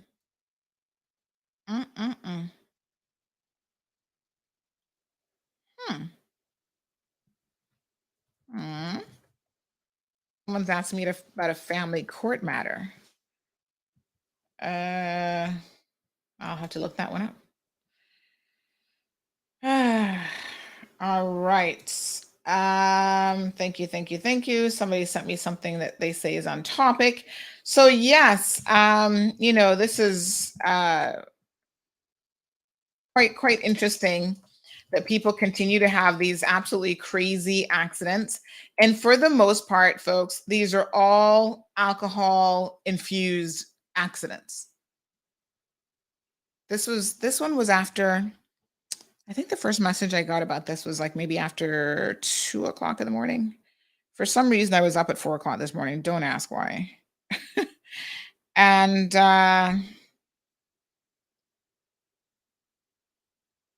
And this person had sent this video through, and I thought, oh my God, this is crazy. So 3 vehicles heavily damaged, and the driver managed to walk away. They hit the trash bin and everything along the side of the road.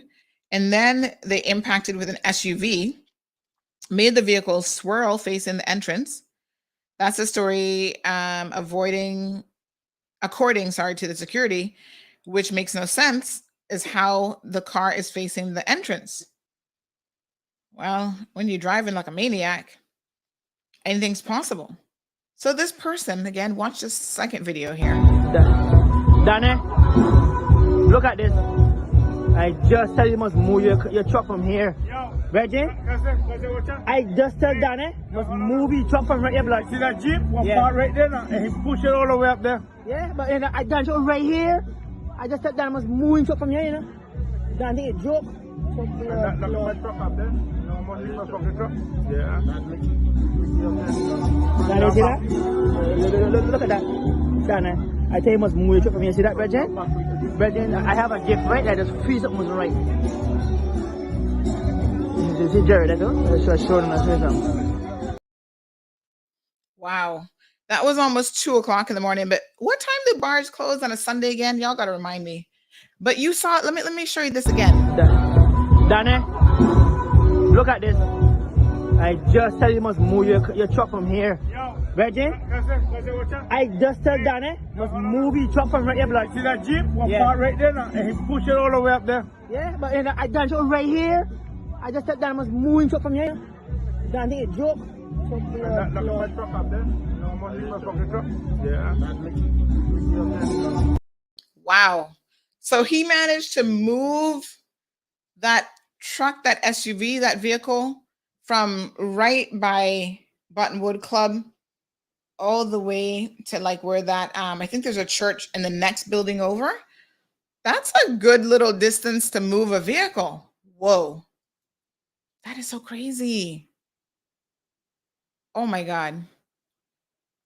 It happened before 4 o'clock in the morning because when I woke up at 4, I had the messages that had come in at 1:52 saying Sol y Luna parking lot.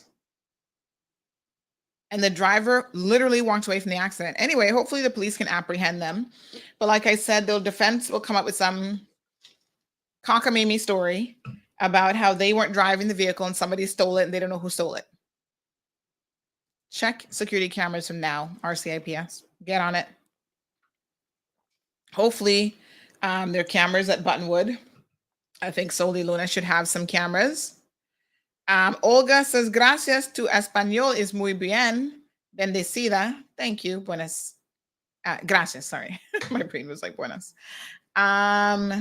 You know, my Spanish used to be a lot better, but I've just not been using it. And what do they say? You don't use it, you lose it. Transport system is being worked on, Damien. You're actually going to have something for you of interest about the transport system that Cayman Islands a little bit later on this week. I can't say anything yet, but stay tuned. Right? So Scott is saying, totally off topic, but is it really 12 weeks after testing positive for COVID before you can be vaccinated again? Wow. Yeah, Scott, there is a medical reason. I'm going to pull in Kevin. See if you can find me the footage on this, because that's a good question. But there actually is a medical reason why you are supposed to wait after an infection. I'm pretty sure it's an infection of any kind, isn't it, Kevin? Even if you have the common cold, you should wait before getting vaccinated. It has something to do with your response levels and whatever. But Scott, we'll get you that information and share that with you. Remember, we did our entire COVID Spotlight series, and those were the types of questions when we had that series going on that actually came up during the series. They were so informational. You guys have really got to go back. They're on YouTube and Facebook. Go back and have a look at those. So we need to do something about the drunk driving in this country without a doubt. Let's move on to the port issue because I'll be here for another roughly 35 minutes or so. Okay. So yesterday we broke a story about a guy in Cayman Brac who had broken his feet. So, you know, when I first heard this story, I checked multiple sources because, of course, they didn't report it to anyone officially at the port. So I've got to start. Somebody said, oh, Sandy, you know, I'm hearing this guy broke both of his feet, fractured, broke, whatever. You got to look into this because it hasn't been reported to security. I thought, who the hell breaks their feet at a government property, a port, and doesn't go through the correct, reporting protocols? That's just crazy, nonsensical. So I started to look into this, and as most stories go, more than that starts to unravel. Because one person said to me in the back, oh, that's not a story. I wouldn't even write about that. Just leave that alone. I said, well, that's why you're not in the news business, because you wouldn't dig any deeper. Sometimes the initial tip that you get, it's not even about that. You got to keep digging more and more and more. And geez, peace, as is the case with the port. Ooh, they have multiple Pandora boxes at the port. You open one situation and the floodgates come pouring in. So this was indeed the case with this situation yet again. So here we go. This man works at the dock in Cayman Brac. Apparently, he works for a company, so they're subcontractors, that is owned by a gentleman. His name is Lam Ebanks, I think. Yes, so he has a contract with the Cayman Brac Port Authority where he provides services where they, the way that it was explained, of course, I'm no port person, but basically his services puts the containers. So they do what they call, there's a technical term. Hold on one second. Let me just tell you what the technical term is.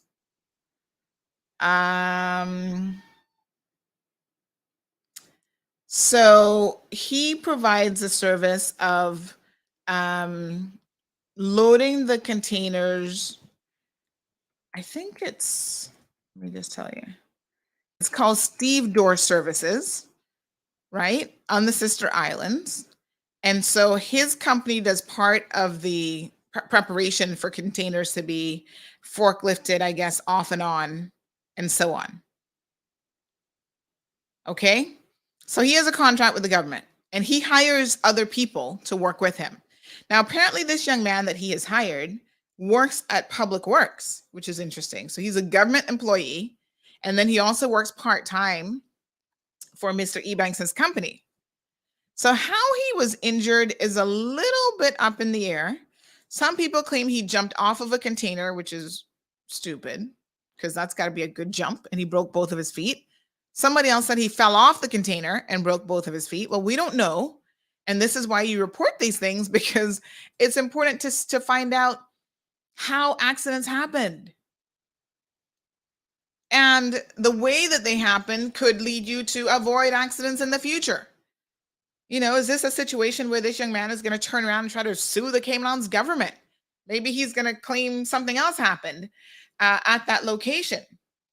So I think it's very, very important, folks, for people to be following, especially when it comes to safety protocols at locations such as the port and other places. They've got to follow the correct protocols. Anyway, the guy, whatever happened, he broke both feet. He doesn't report it to anyone, goes to the hospital, gets bandaged up. Now he's going to be out of work. Keep in mind, I said he's a PWD employee.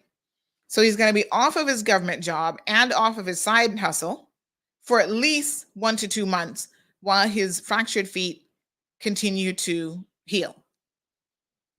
And you know, sometimes when you break certain things, they never fully heal. You never fully recover. You're going to be hobbling along for the rest of your life. Leads to arthritis and all sorts of ongoing medical issues. So as I'm digging into this, I find out a couple interesting things. It was only recently, in the last year or so, that the Cayman Brac Port was told to implement some standard operating procedures about safety and other such protocols. And this was after a similar accident to this one where somebody broke their feet on the same port. Sorry, happened back in 2020. Another one of the workers with this subcontractor broke his foot after when a crane operator began lifting the container before all the hooks were connected. And so I guess it fell on his feet. Oh my God. That's actually really horrific to think about. That's got to be painful. Ugh. Can't even imagine. So, you know, these things appear to be happening. Now, there have been some criticisms levied against how the Cayman Brac Port is being managed. So why is it that the port is there and, you know, you do not have standard operating procedures in place? Now, Mr. Dale Christian, who's now the acting port director, has been the manager at the Cayman Brac Port for a number of years. And to be fair to Mr. Dale, he came in and found no standard operating procedures in place. And I guess he never thought to implement any either.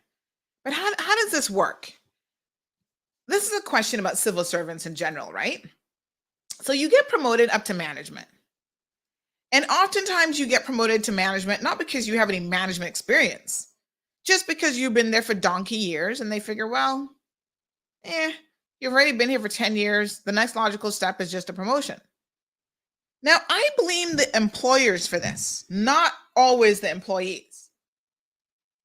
Because you get promoted, they select you, right? Normally when you do an open recruitment, they claim that sometimes they want industry specific experience. They'll say all sorts of stuff. Oh, they want the person to have management experience, blah, blah, blah. Chances are if they've been working there, they don't necessarily have management experience. They just have whatever it is that they have learned on the job. And a lot of times the civil service themselves do not go about providing the necessary management experience that these people need. So they never send them on a course. I don't know anything about Mr. Dale Christian, but has he ever been on management training courses? Does he even know how to write standard operating procedures? A lot of managers in government get promoted and they have zero, no experience writing a report. If y'all see some of the reports that they be putting together, child, you would shake your head like you're a manager, like really? And I'm not saying this is specific to Mr. Christian. I'm just saying, generally speaking, this is some of the observations that I have made over the years. I remember years ago when I used to do professional training and development, immigration sent a bunch of their supervisors to training, and some of them had been new supervisors, newly, promoted, and others had been supervisors for years. And do you know, during the course of that week-long training program, I literally had some of these supervisors who were brought to tears about how useful this training was for them. And it was, oh my gosh, we covered so much material. Dealing with conflict resolution, people, the whole 9 yards. How useful it was to them because they had never had the benefit of any training or development in their professional careers. And some of them had been there a really long time. And they're like, this is something that's going to help me. And they were just so thankful for it. So when you, as an organization, decide that you're going to promote someone, if you don't give them the necessary tools for them to do the best possible job, be the best version of themselves as a manager, can you then really blame them when they fail? And whose responsibility is this?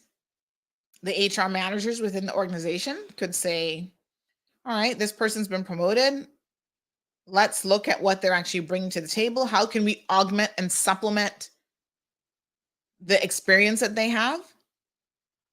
Maybe they need to do a report writing course. The board, what's their responsibility in all of this? Do they set any criteria? I mean, I guess they're the ones who ultimately sign off on all of these hirings, right? So Lavana, yes, they're setting them up to fail. And that's exactly what it is that they're doing.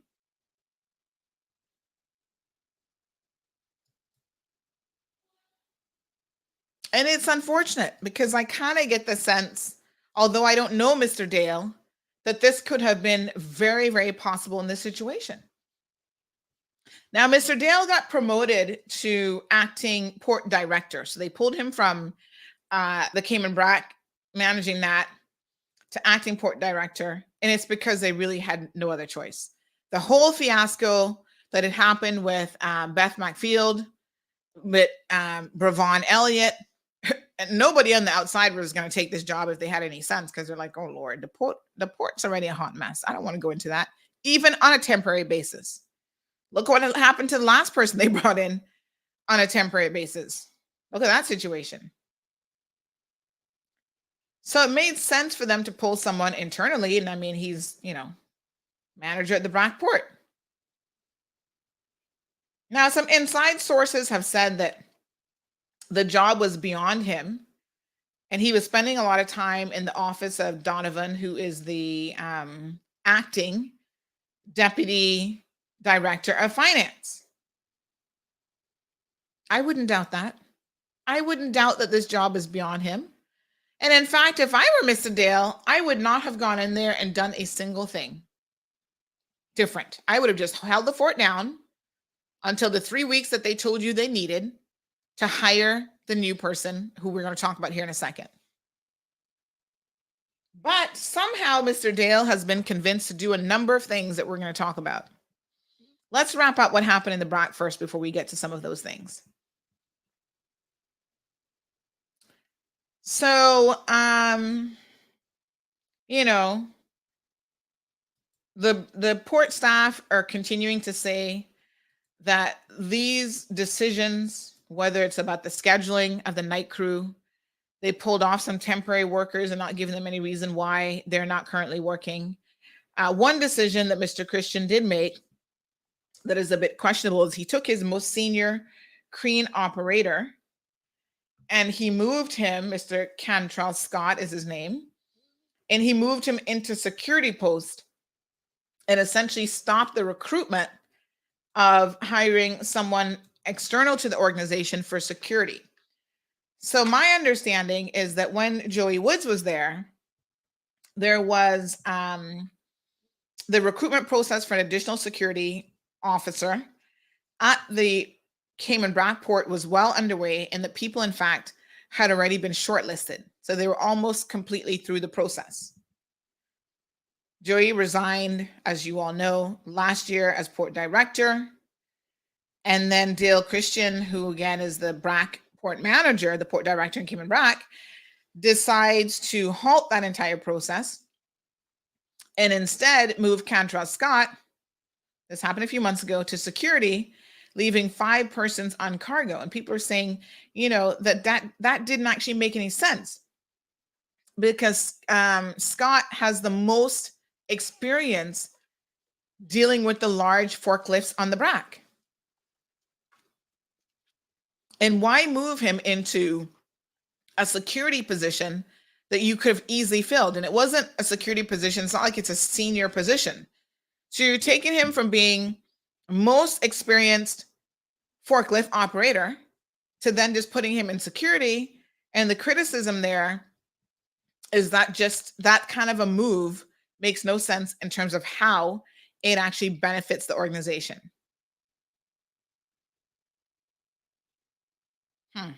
It is interesting because, again, these are management style decisions. Just because you worked in an organization for 20 years or whatever doesn't mean that you understand HR practices, best practices, or that you would really get why you don't make that type of a move. You don't just put him over there just because. Because now you have staff operating the forklifts who don't have the level of experience that Cantrell Scott had. And it made sense to really keep him in that position where he was most experienced. It was easier to recruit someone in the position of security.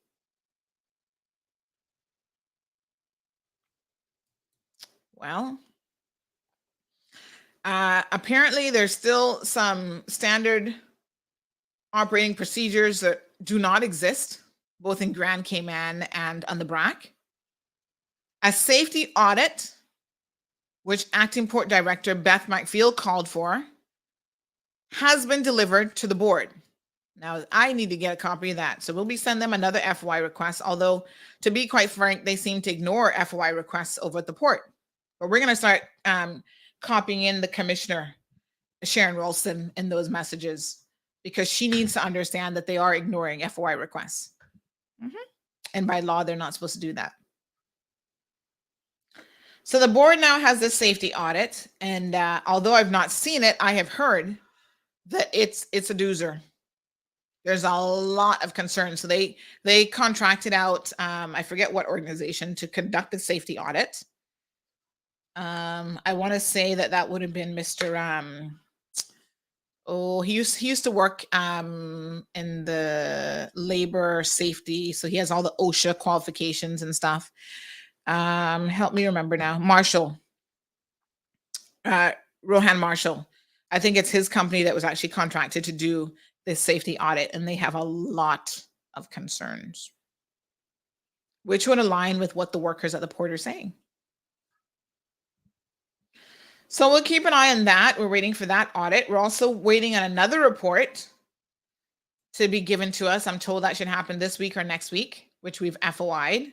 That was FOI'd through Mr. Manderson's office. And that's in relation to them trying to dig up in what decisions Beth had made in terms of hiring. And it seems like she's been vindicated. We'll talk about it once we get the report. Complete waste of funds going on what I say is a witch hunt. And I don't really care who initiated the witch hunt. It's a witch hunt nonetheless. So let me read you a couple comments from people. When they saw the article, this is what was submitted. So another concern, and it came up in the most recent board meetings. They have approved. Now, remember when I talked about this port situation some time ago, I actually discussed the fact that there are people who were acting in positions, and there's a lot of people acting. And it seems like there has been no recruitment effort because some of these people have been acting for 3 or 4 years. Even Joey Woods himself was acting for almost 4 years. Acting positions, in my mind, are not supposed to be acting for that duration of time. That is more than enough time to conduct an open recruitment and to hire people on a permanent basis. And for whatever reason, the port has not done that. So as we go back to more recent board meetings, an extract from meetings 499 says, at the request of the board, the acting deputy director of finance, Donovan Hutchinson, and the acting port director, Dale Christian, presented a revised and updated organizational chart for the Port Authority. Discussions ensued, and the board approved to various changes.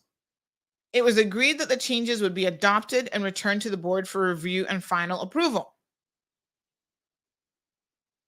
Again, from that same meeting, it said that Mr. Richard Parchment at point E, he's the deputy chair of the board, moved a motion that the agenda item allowance bands be moved to the next meeting, and it was seconded by Jacqueline Scott Rankin. So let's talk about this allowance bands. So remember now that people are given an allowance when they're acting, because they're not filling the position on a permanent basis. So what are we talking about? Let me tell y'all what we're talking about here. The acting director, what's his official title again? The same fellow here, Donovan, acting deputy director of finance, is now allegedly, according to CMR exclusive sources, making over $17,000 per month. I'm like, is that 17,000 or 7,000? Because that has to be a typo. How can that be? Well, this is what the sources are saying. That's a lot of money. Because he have just been approved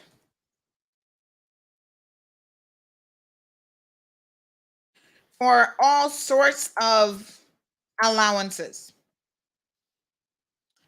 So he is getting the highest allowance apparently.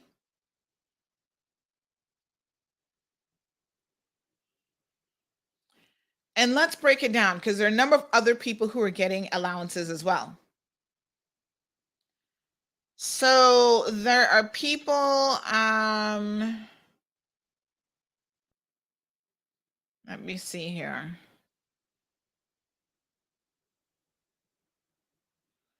Who are getting allowances of about $1,000.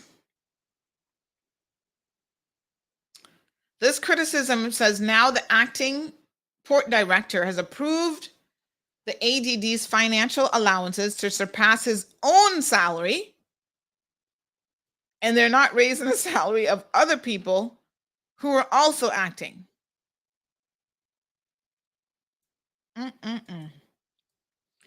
Over $17,000 a month, he is making more than the acting port director.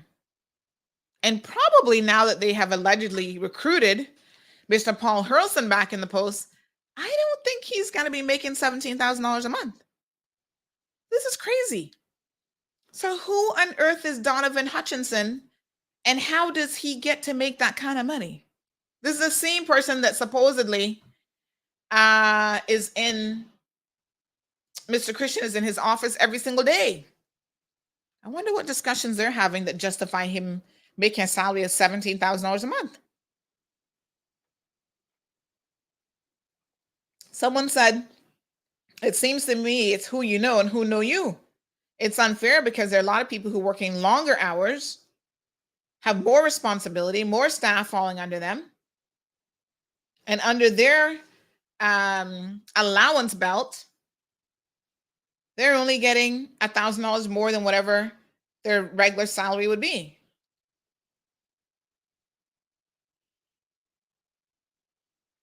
Very, very shocking. They say that the port is in a friggin' mess for sure.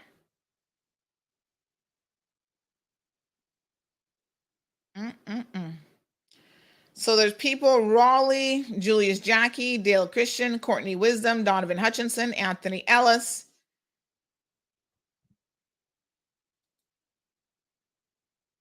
Florita Bodden. All of these people are in positions right now where they're all acting. The one who's getting the most allowance happens to be Mr. Donovan Hutchinson. There is Courtney. I think we mentioned Courtney already. Shanna and Joanna. Yeah. So one lady on the BRAC who is acting at the moment, while Dale, because see, this is what happens. So Dale Christian goes into acting port director. He comes to Grand Cayman while he's doing that. Somebody has to fill his position, right? So then they pull in an acting manager to fill his position. So her salary went from $3,600 a month to $8,800 a month acting. Is that like a $5,000 difference? Y'all do some quick math for me. 8,800 versus 3,600. That's $5,200. $5,200 difference. And yet they're not hiring anyone. And this is what I don't get. Why are they not filling these positions permanently? Oh, they don't want to do the open recruitment process. And it has been years and years and years. And there still remains countless positions that are vacant. So now the streets are talking that the port has invited Mr. Paul Hurlston to come back and work. Now, this is a very unusual situation. Let me break this element of the story down for you. No doubt Mr. Paul Hurlston is very qualified. He ran the port for 14 years. They fired him in 2015. That was under the progressive government administration. And they claimed at the time, Mr. What's his name now? Errol Bush, who he was board chair for many, many years. He said it was because of financial issues. The previous year, the 2012-2013 fiscal year, the port lost some $2.6 million. And traditionally, the port had been one of those organizations that they make money.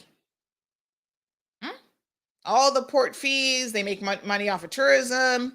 They make money off of, like, every time you bring in a car, you import. So they're like customs.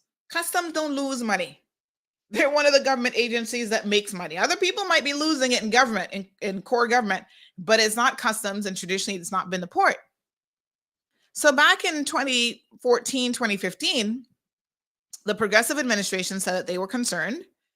They had an auditor, the Auditor General said also that he was concerned about this whole situation, the financial position, because he said this was not a sustainable position. So at the time, it was Auditor General Alistair Swarbrick. I think he's gone now, right?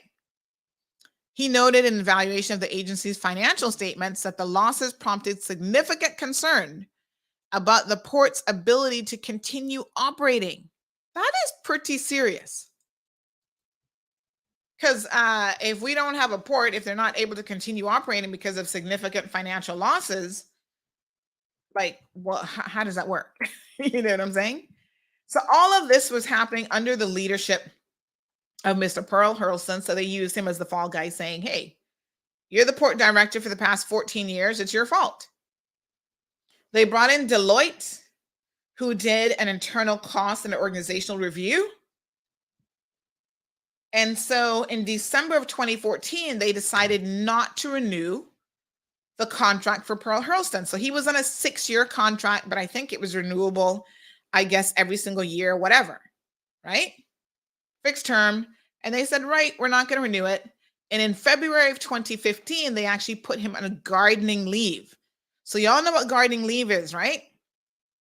So gardening leave is basically when they fire you, they don't renew your contract.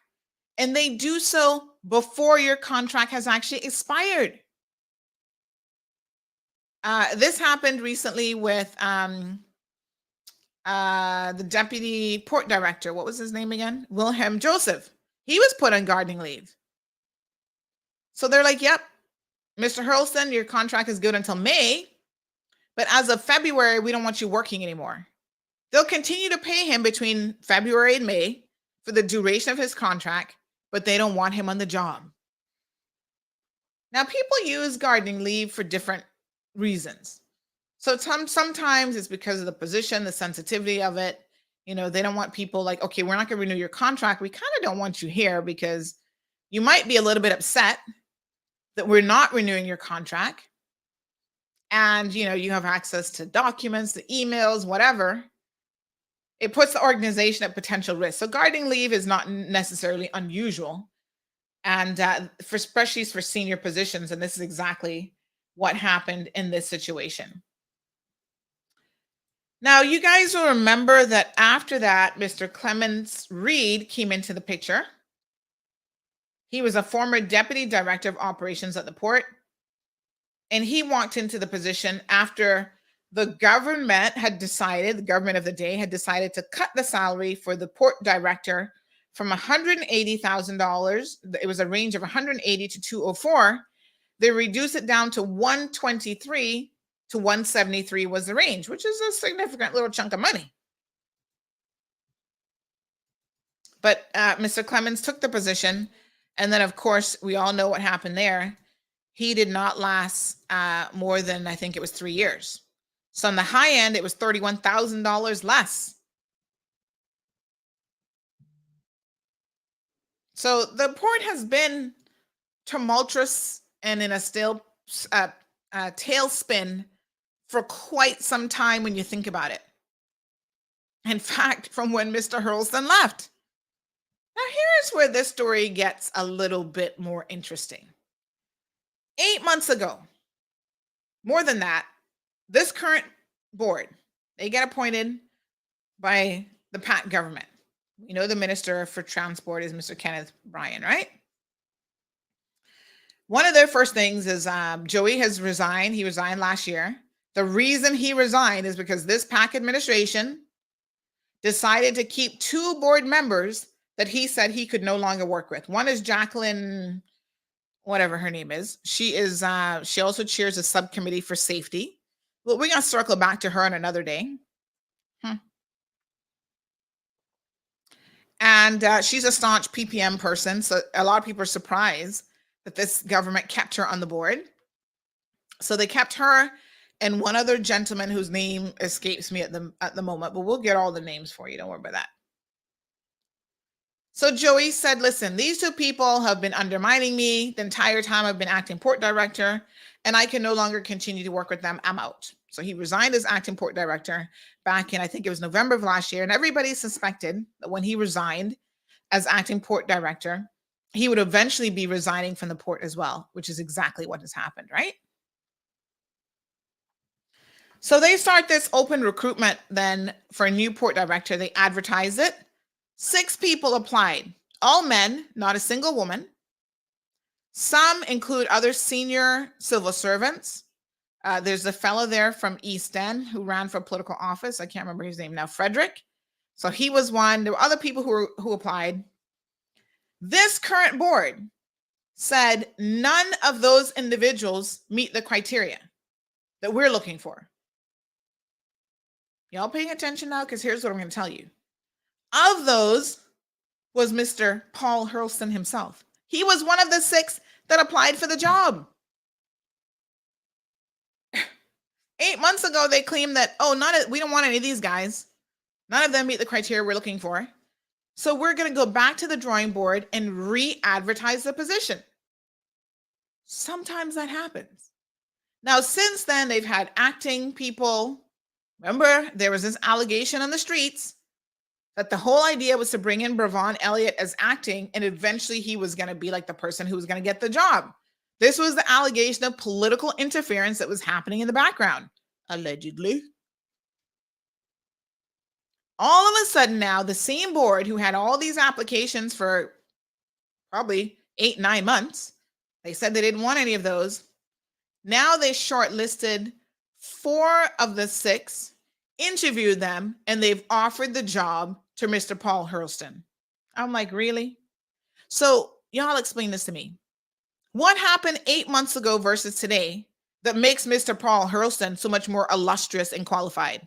He was just as qualified then with 14 years experience running the port as he is today. Could it just be that the only reason that they're making a decision from the people that they have is because they have been running such a shit show over there that we've all been looking at going, Did they figure, we better hire him and just put someone in the position permanently? And their inability to find a permanent person for this position has had a detrimental effect on the port. I know the governor is concerned. Our port, thank you, Balika, McCleary Frederick, right? He was one of the people who applied. Senior civil servant. Our governor, deputy governor, they understand the importance of maintaining a safe port, safe from everything. Our port of entries are complicated things where, we're not just talking about weapons and drugs that could be coming into our country, but the safety of people. So, what a hot mess. They've made him an offer. I've got sources to say he accepted it and may be starting as early as June the 1st. Government has not made any official announcement. We'll wait for them to say what they got to say. So Damien says they're making people the fall guy. Lavana says, I always look forward to recurrent training at KX. It's always helpful. Sharon, good morning. She says promotions happen as to not what you know, but it's who you know. It's unfortunate. Scott says, we're very thankful for CMR's work on the port story. This may finally be too much to again sweep under the rug, pick another entity and do it again. I submit DES for consideration. DES is Department of, who's DES? Della says the whole board sounds like they need to be made redundant. Woohoo!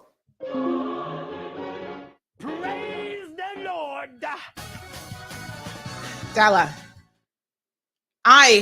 if I were the minister, would have made them redundant a long time ago. Sometimes you have to recognize that you've made a mistake and you just need to start over. Scrap the board. I agree with that. Every single one of them, and start over. So Damien is asking if we're going to be paying more port fees. I don't know. Sue says it's a disgrace. Unbelievable. Lie great actors, says Magdalene. Jared says I need to get in the acting business. Yes, Sabrina, a $5,200 increase. And that's no joke. Mr. McClear was head of HMCI. Yeah, I mean, they had people who applied, but listen, the board said they didn't want any of them. So it's kind of interesting. Like, I have to think, Kevin, I'm going to hand this over to you here shortly, but I got to be honest with you. I do have to wonder, right? With Mr. Hurlston now knowing, Department of Education. Ooh, honey child. Yes, Scott. Thank you. I have to now wonder how Paul Hurlston thinks about this. Like, here's a board that 8 months ago definitely did not want you. Now, all of a sudden, because of their own desperation, I hope they pay you at the top end of the salary, by the way. Because of their own desperation, now they can say, well, let's make you an offer. We'll take you after all. Really? Again, nothing has changed. Mr. Paul Hurlston hasn't changed. He still has the same amount of qualifications as before.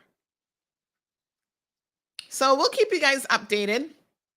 I'm sure by this afternoon, the government will probably issue some official statement to say whether or not he has actually accepted the position and where we go from there. All I can tell you is I really hope the port can get it together. And I support the position that Ms. Della has suggested. Scrape the board. There might be some of them that you might want to consider reenacting or reinstating, my apologies, on a new board. But the vast majority of them need to be gone. Someone says maybe they were afraid that Joey or Beth might apply if they re-advertised. Well, I can pretty much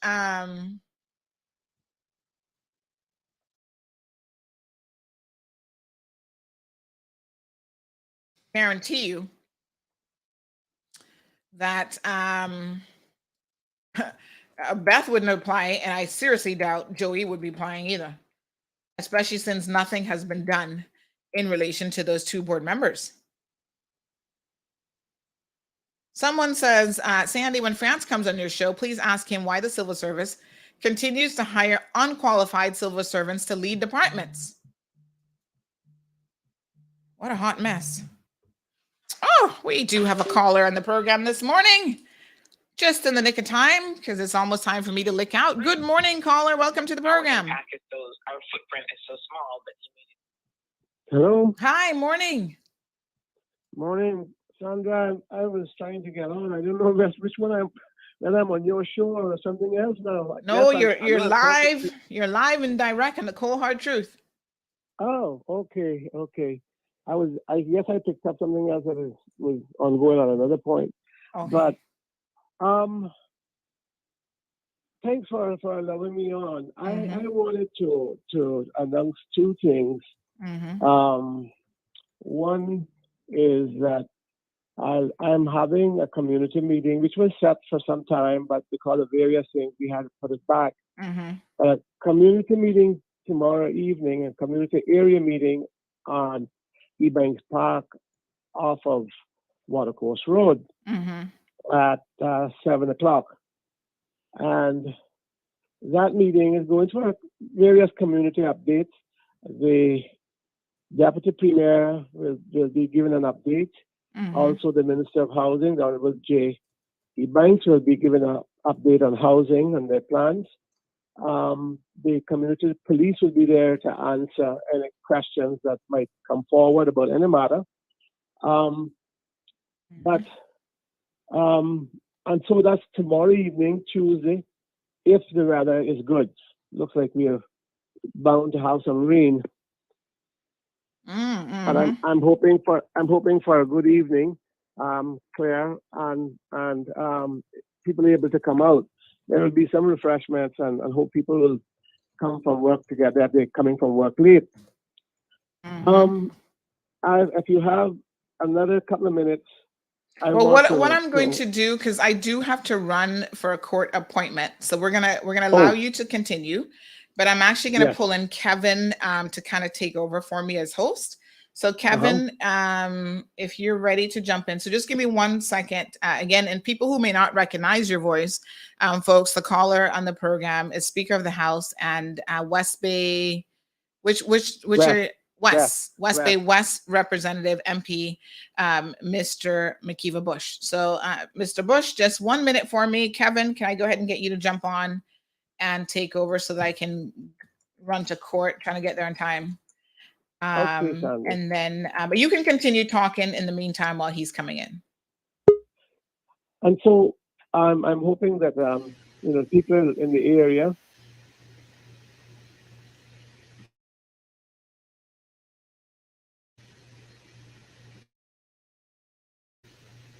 Well, so you're still there?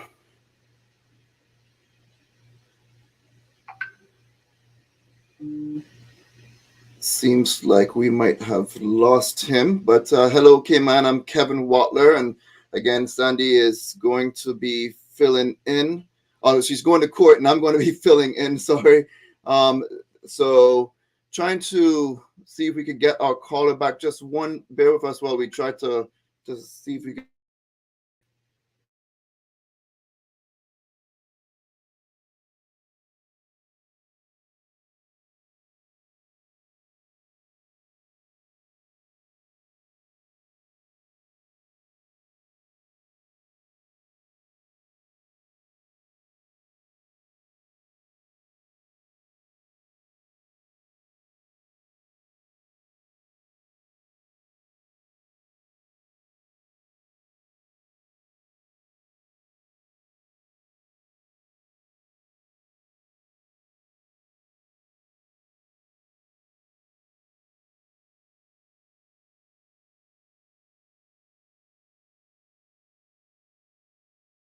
Young children, ages 7 years to 15 years. And that will be starting in September to December. And on Saturdays, we'll be having the ages 5 to 7, and then 7 to 9, three teams, hopefully. And we're only doing the boys this year, starting with the boys. But next year, the girls team will be added, and that will be ages 7 to 13. But the games will go on the 1st of December would be the ending of the tournament and the champion game between them that get to that point, those teams that get to that point. And I'm hoping that Northside, East End, Bordentown, Georgetown will be a part of this new event. They all say they would join in, and we'll get teams from all the areas that we can. But in the new year, that's this year, Sandy, but in the new year, a link to the school that children attend for grade purposes will be made. They would have to maintain a C, at least a C plus average. And I see we're talking about groups 7 to 10, under 13, and under 15 this year for boys. Next year it will be different. And through fundraising, the best of those 3 groups will attend an international tournament. So that's a community fireside that we intend to start this September and will end the very first week of December. And I am working with people like Ralph Williams and Virgil Seymour, Kathy Wilkes, of course, is joining with me, and Andre Ebanks has so far said they will join in, and we'll all work together as a district. It's like we said, it's not an area particularly, it's a community. And they are working with me to organize and get this program going. We got till September to do it. And I'm sure the other district, Northside, East End, Bordentown, will be successful in doing the same thing with us. Because we'll all, they will all be on various teams that will challenge each other, of course. But it's a fireside Can you hear more about it? I just wanted to make those announcements. All right. Well, thank you so much, caller. Really appreciate it. And Sandy had to jump off. She had to leave. So I'm now going to be taking the show over for the remainder of it. And so what we're going to be doing is actually discussing a little bit about what's going on out there weather-wise in the Eastern Pacific. Their hurricane season started on the 15th of this month. And our season starts in a couple of days on June 1st. And, we have Agatha that's off the coast of Mexico and is about to do a lot of devastation there. And so, some of the key messages you could see on Agatha as it starts to move on shore is extremely dangerous coastal flooding from storm surge accompanied by large destructive waves is expected near the east, where Agatha makes landfall. Life-threatening hurricane force winds are expected in portions of the hurricane area. And, we're going to be definitely praying for those who are going to be in the path of this storm. But one of the things that is making this system quite interesting for us here in the Cayman Islands and the rest of the Caribbean is it is expected once it passes over Mexico to eventually turn into an area of concern for the Caribbean Sea. So once it passes over, and it's expected to break apart real quick once it's over Mexico. Mexico's terrain is very mountainous, and hurricanes don't do so well once it makes it online in areas that has a lot of mountains, like that area in Mexico does. In Mexico does. So once it crosses over, and the remnants of it will be over kind of the Yucatan Peninsula, you'll definitely see or notice. I'm just going to bring this up for those who aren't on radio and want to see the full screen. See if I could bring that up here. There we go. So once it makes it over the Yucatan Peninsula, it's going to just kind of have a lot of rain and area of disturbed weather. And so it does have a 40% chance of developing into a named system in our Atlantic Sea area. So if it does develop, it won't be called Agatha anymore. It will be called Alex, which would be the first named storm for the 2022 hurricane season, which again is predicted to be a very active hurricane season. So, sometime in the next 5 days, if it does develop, we'll definitely keep an eye on it, because just off the coast of I've seen it so many times. Like I like to sit back and just make observations. Yeah, just off the coast of the Cayman Islands, kind of in the off West Bay, the western side of the Cayman Islands, or Grand Cayman. That's where we have where it's possibly going to develop straight on over into the Gulf of Mexico. So it's definitely going to be keeping our eyes on this system to see if this is going to be the first named storm for the 2022 season. Right now, I just want to encourage everyone to be as prepared as possible. We do have an above season predicted. And with that means you need to make sure that you have your hurricane supplies ready to rock and roll. I know we're going to be having a hurricane show special that's going to be airing throughout hurricane season. So you'll look on social media, on the Cayman Mall Road Facebook. Of course, we have our Instagram, as well as our LinkedIn and YouTube sites, where we're going to be pushing out information when we're going to be airing the shows. So keep an eye out on social media for the dates those shows will air. So you could definitely tune into the hurricane special and see what's going on, and how you should be preparing. One of the segments in particular that you might be interested in is a segment that is going to focus on dealing with hurricanes and children. One of the things is we want to make sure children are also prepared for hurricane season. There's a lot of stresses they also go through. It's a stressful time for everyone. But again, we want to make sure that our children are also helping us and start to learn from us, because especially if they're going to be living in anywhere hurricanes impact, they should also start to see some of the important things that are needed. So when they get older, they could definitely, know what to do. And so if you are doing things the right way and staying prepared, we definitely will have that passed on to them, because remember, children are sponges. They learn from us. And so we want to make sure that, we're showing them the best way to protect themselves for the future. So again, we do have this system out here. Agatha, that was the first named storm for the Eastern Pacific hurricane season. Their hurricane season did start before ours. So this is not really an out of season storm for them. However, it definitely was a storm that did develop quite quickly.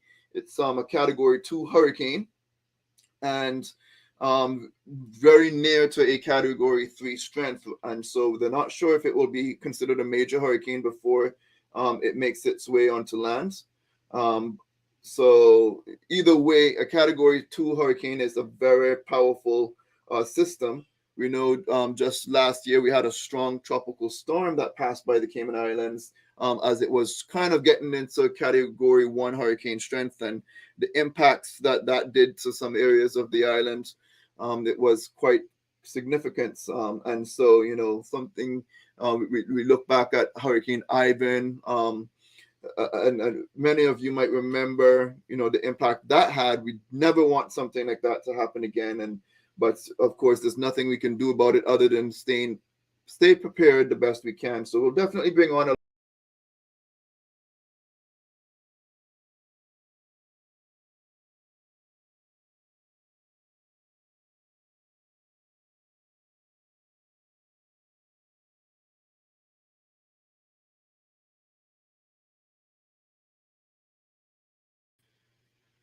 Yeah, we'll bring on experts from hazard management and bring on other experts to share their tips on what, how you should be preparing for hurricane season. So again, we'll just take a look again if we could bring this back up here.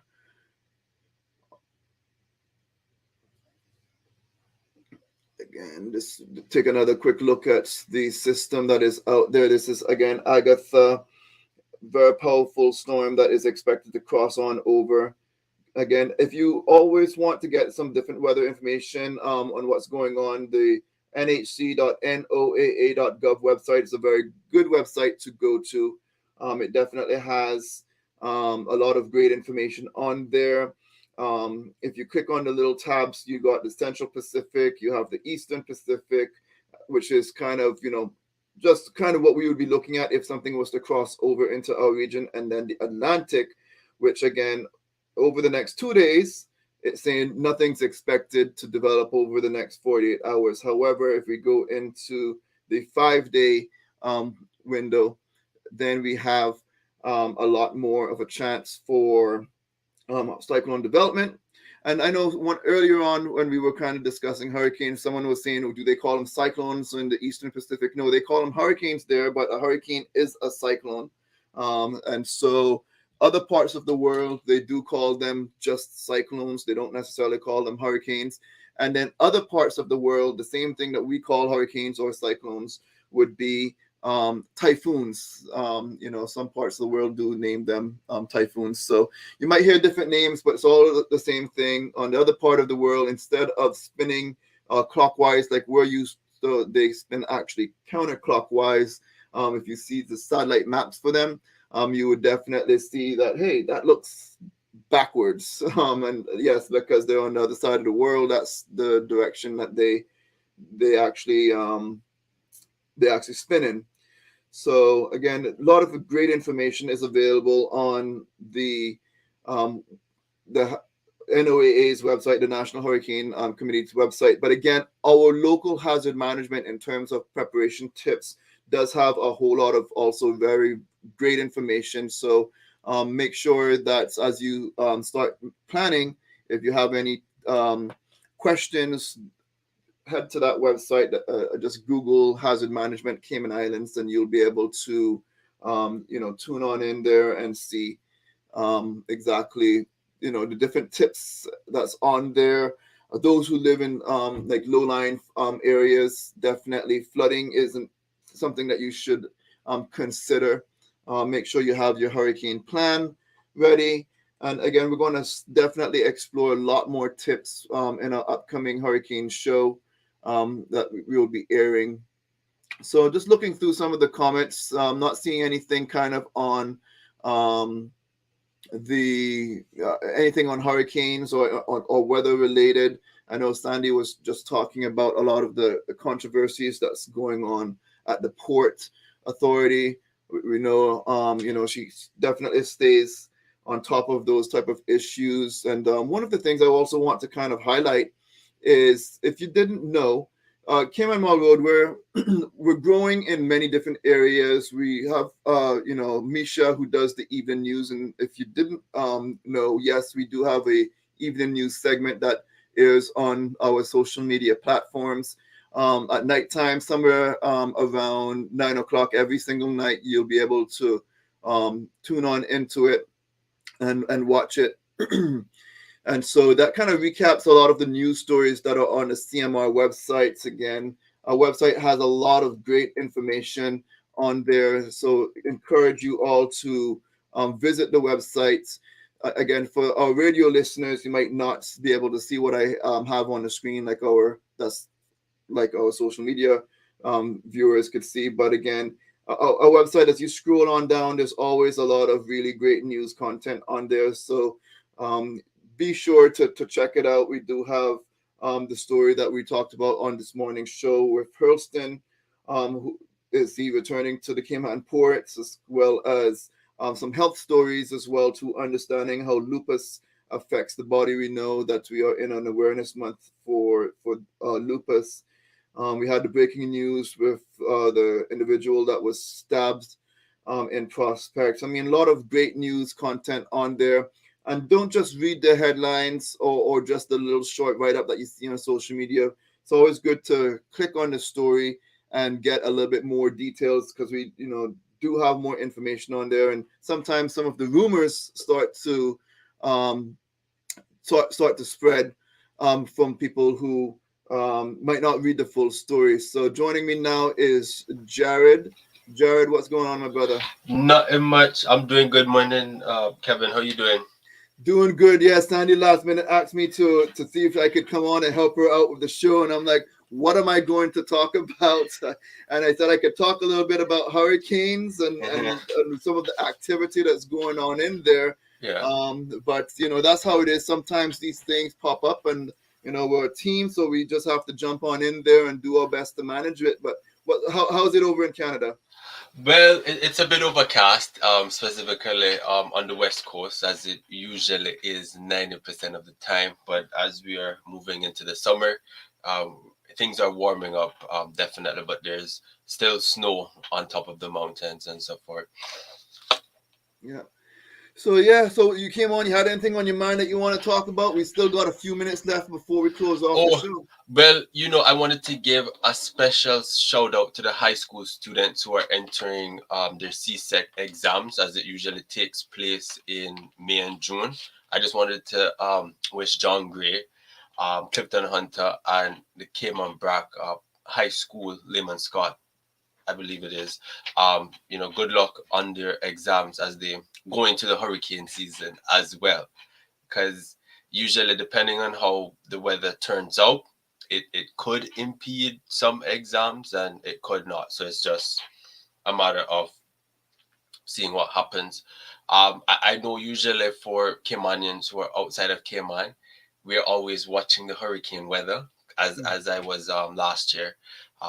And it usually is interesting. So I would implore everyone to have a hurricane plan, look at the shelter closest to you. If you could volunteer as well, there's the Red Cross. There's a variety of organizations that need support during hurricane season. So that's what I wanted to let people know. So yeah, nothing Nothing controversial today. Nothing controversial.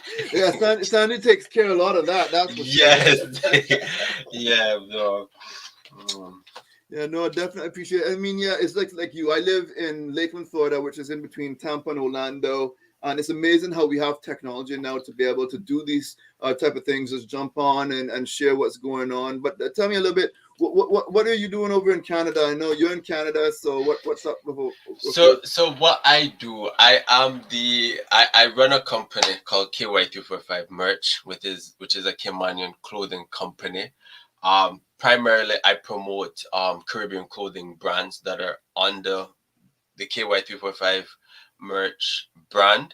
And I also work in a little bit of logistics as well, because the skill set of knowing how to get clothes, how to get them to the customer is what I do for the most part. But yeah. Okay. Yeah, no, because one of the things we were thinking about doing on CMR is featuring a lot of Caymanians living on abroad. I know I did it in the middle of COVID, when we were kind of talking about living in the world of COVID, and so people were sharing, hey, we're dealing with COVID when Cayman was in this nice little bubble and they didn't have to deal with COVID. But now it would be good to check in with Caymanians around the world and just kind of see what's going on, what you're doing, what you up to. And so that's definitely one of the things we are considering for the future, because us Caymanians, we love to be in everybody's business as well too, and sometimes we lose track of each other. Yeah, I know one organization called Cayman Connection that does that aspect of it. But to be honest, the more hands on deck, the better it is. The more communication that goes on globally across the world with Caymanians, the better it makes us have access to Cayman as well. So it's exciting. There's always something going on, as there's the monkey virus. Yeah. And the thing is, Canada hasn't really relaxed its health protocols. We're still being stringent, such as like Cayman. So there's a lot going on, but I'm not paying a lot to the drama that's going on. Absolutely. Really. Do you have to go to the radio thing to cut? Yep.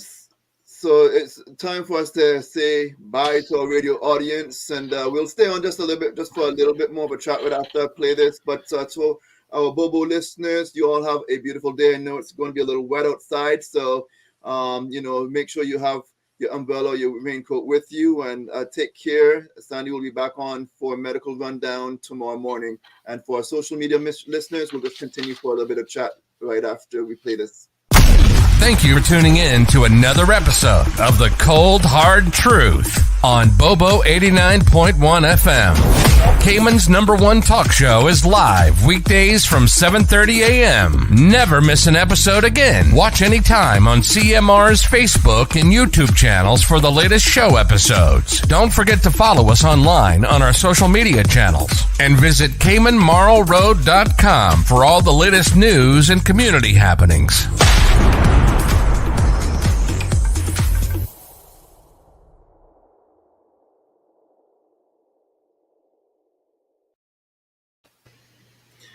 All right, so we're back, Jared. We said goodbye to the radio. So, wait, were you in Cayman a week and a half ago? I was in the Cayman Islands just for a quick visit. I actually attended a Cayman Heart Fund event at the government house. I'm a board member of the Cayman Heart Fund, and so that was my first time home for 2.5 years. Wow. So if you were following me on social media, would have definitely seen that. And I would say Cayman has so many changes, Jared. I know you went back not too long ago as well, but I feel like the island is going to sink. So much development, and the roads are a lot different than when I was last there 2.5 years ago. The last time I was there was the January the pandemic began, so January 2020. And so, man, I'm telling you, lots of changes. I'm not sure if I personally like all of it. I'm not against development. My goodness, the stuff that's going on right now, it's just completely crazy. I'm sure we're back at pre-pandemic levels in terms of our population or beyond. Yes, because I was there February 2020, when COVID protocols were just coming in place. And when I left, that's when everything was becoming a bit stricter. When I did visit in January, first of all, I'm always excited to go home. I saw a lot of changes, and internally I had to question myself as a young individual. When is this too much? You know, how I would say, in simple terms, I think, having friends who are finding it a bit difficult to have jobs or find jobs, and then you see all this development and you don't see the equilibrium happening with young Caymanians having access to jobs. And I don't know. It really makes me question: are we doing too much, or are we doing it at too fast of a rapid pace? Because from what I understand, when I was on the ground, a lot of people are feeling it. The bus drivers, the attractions, everyone's feeling it. But if we don't look at what I would say diversifying our portfolios other than tourism and financial services, there's going to be an impeding problem, because I haven't heard much about agriculture, sustainability of agriculture, because we're in a situation now where gas prices are high. I know we have agriculture in Cayman, but it's not at the levels where it is sustainable. And the reason why I am probably being this enthusiastic about it is because, let's say the US stops shipping to Cayman. What are our contingency plans? Are we gonna rely on agriculture from Jamaica? Are we gonna buy land in different countries to make agriculture sustainable? Because we can't be operating at this level, because the cost of living is just going to go up from now. And think about when it's time for us to buy investment properties or buy a house, Jared. I mean, it's so expensive. I mean, it's outside of what you and I can do, and I'm not very optimistic it's going to get any better at all in that area. I'm going to have to win that Florida Lotto or something if I play it to be able to afford some of this stuff. And I noticed Caymanians leaving. I know quite a few of my friends. When I was there, Sandy and I was actually having lunch together at one of the restaurants there, and so there was a gentleman. I'm not going to identify him because I don't want know if he wants everyone to know his business, but he was saying, he and his wife and young child is leaving Cayman to go to the UK because they just, find that it's going to be a better opportunity for them there. And so he said there's no way people could really buy, and he talked about real estate and stuff being a challenge. There it's going to be easier, and so it's crazy. That's why I think most politicians would kind of view me as being very strict and hard on them. But the reason I'm being a bit hard on them is because people have voted for you. When you don't bring about the result that you said you could have done, it makes people and young Caymanians doubt the process. Because when we go to the election polls every 4 years, right? Mm-hmm. Usually the young voter does not, when they look at the ideal situation right now, can't afford a home, can't afford rent, can't afford to buy gas. And we see our politicians making, I wouldn't say silly mistakes, but not looking beyond the future. It makes the Caymanian say, what's the point? And my thing is, when I take on the political analyst role of looking at the reports and looking at certain authorities, it is to show the young Caymanian, okay, there are hiccups, right? But the government, the politician, representative is trying to ameliorate the situation. Because the fact of the matter is, some situations are more complicated than they appear. There's different factors. There's a whole array of things. And for the young person who's just seeing it on the outside and doesn't know all of that, they'll make an immediate decision and say, okay, well, I'm not voting for this person again. And the problem is that you don't want the electorate to not feel confident in the system. So it's a little bit of an unrattling situation. I think representatives need to start taking the situation seriously, because if we don't, who is going to be here? And I think people, or the people who aren't from Cayman, would just view Caymanians as, oh, they're complaining. But if somebody was taking away your country without you knowing, wouldn't you feel the same way? Yeah. That's the thing. And it's about equitability at the same time. So how do we? It happens right here in the States. You know, the whole build the wall, don't build the wall. I mean, it's one of those things that happens right here. And it happens in Canada as well, where we have natives where they do not like the general Canadian population because of certain things. But it's a global issue, but it has to be handled in a unique way at the same time. So yeah, but you know, I was there again in February, doing what I would like to call, I like to be a local tourist sometimes. When I go in, I go 7 Mile, I go to Pedro St. James. I really try to get into the Caymanian culture by going to the National Museum, the Art Gallery, even going West Bay as well, just to really maintain what some might say we're losing. And also I like going to the National Archive as well to really see all the history, because there's a lot of history that predates what we know right now. So I like to get into that and support. Speaking of that, that goes to a whole different topic about, you know, Cayman history in the schools. I mean, I didn't really get a whole lot of it. I know you probably didn't get a whole lot of it either. To be honest, the place where I learned most of the history was with cadets, because we had to know certain things. Like we had to know the governor, we had to know the premier, we had to know members. So the cadet corps really taught me about silver thatch palm, the Cayman parrot, the banana orchid, so that when I went to Jamaica and they said, what culture you got? I said, oh, we got banana orchid, we got silver thatch palm.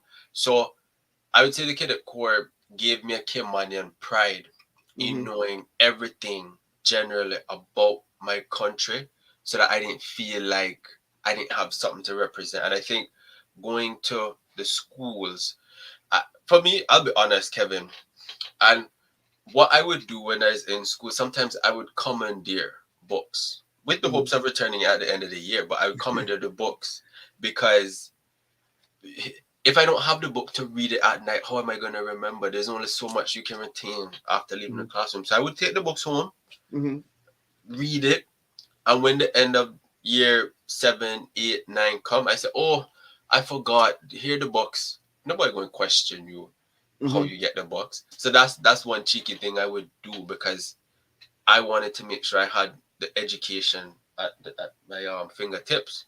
So I think, I know primary schools do teach a lot of Caymanian history and culture, but if you don't take certain classes like Caribbean history, CXC Caribbean history, you won't know that much about Caymanian history. I know years 7 to 9, they do teach certain aspects of it. I know we have Culture Day, where you get to experience a little bit of the Caymanian peppermint. I don't know, most people know about that, but there's certain things that could be done more.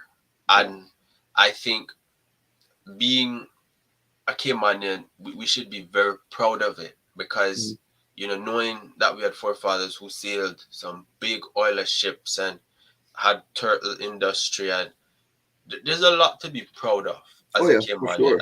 And I think young people just see what we see right now and say, oh, there's nothing there, because they're not reading it. They're not knowing that, you know, like Speaker Bush, you know, he's the longest serving member.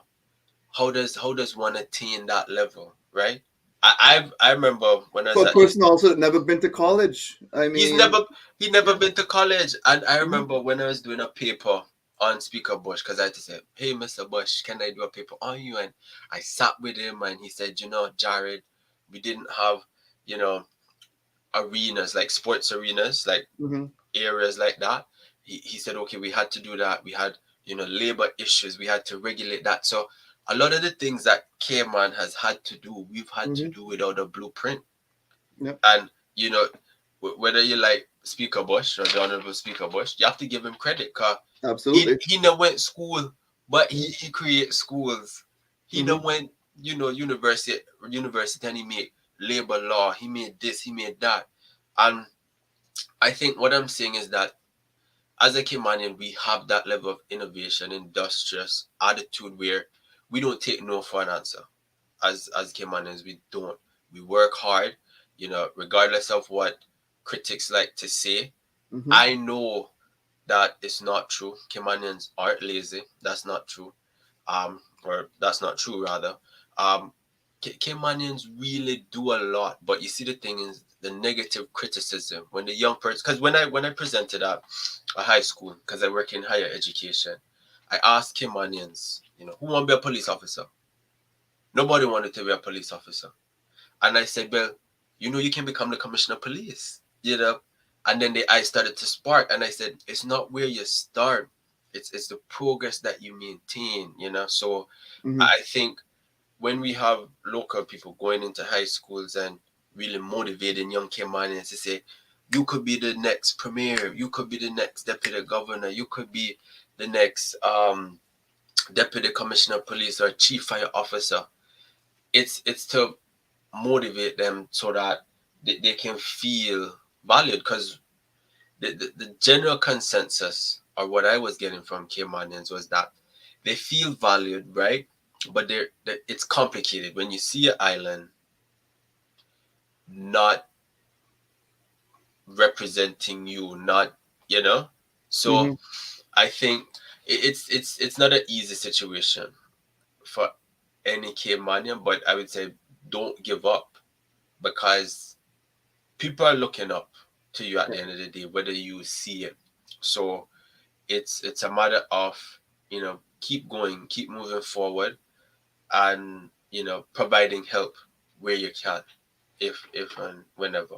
So yeah, because the whole reason why I started why I'm running the KY245 merch is there's this thing back in the day.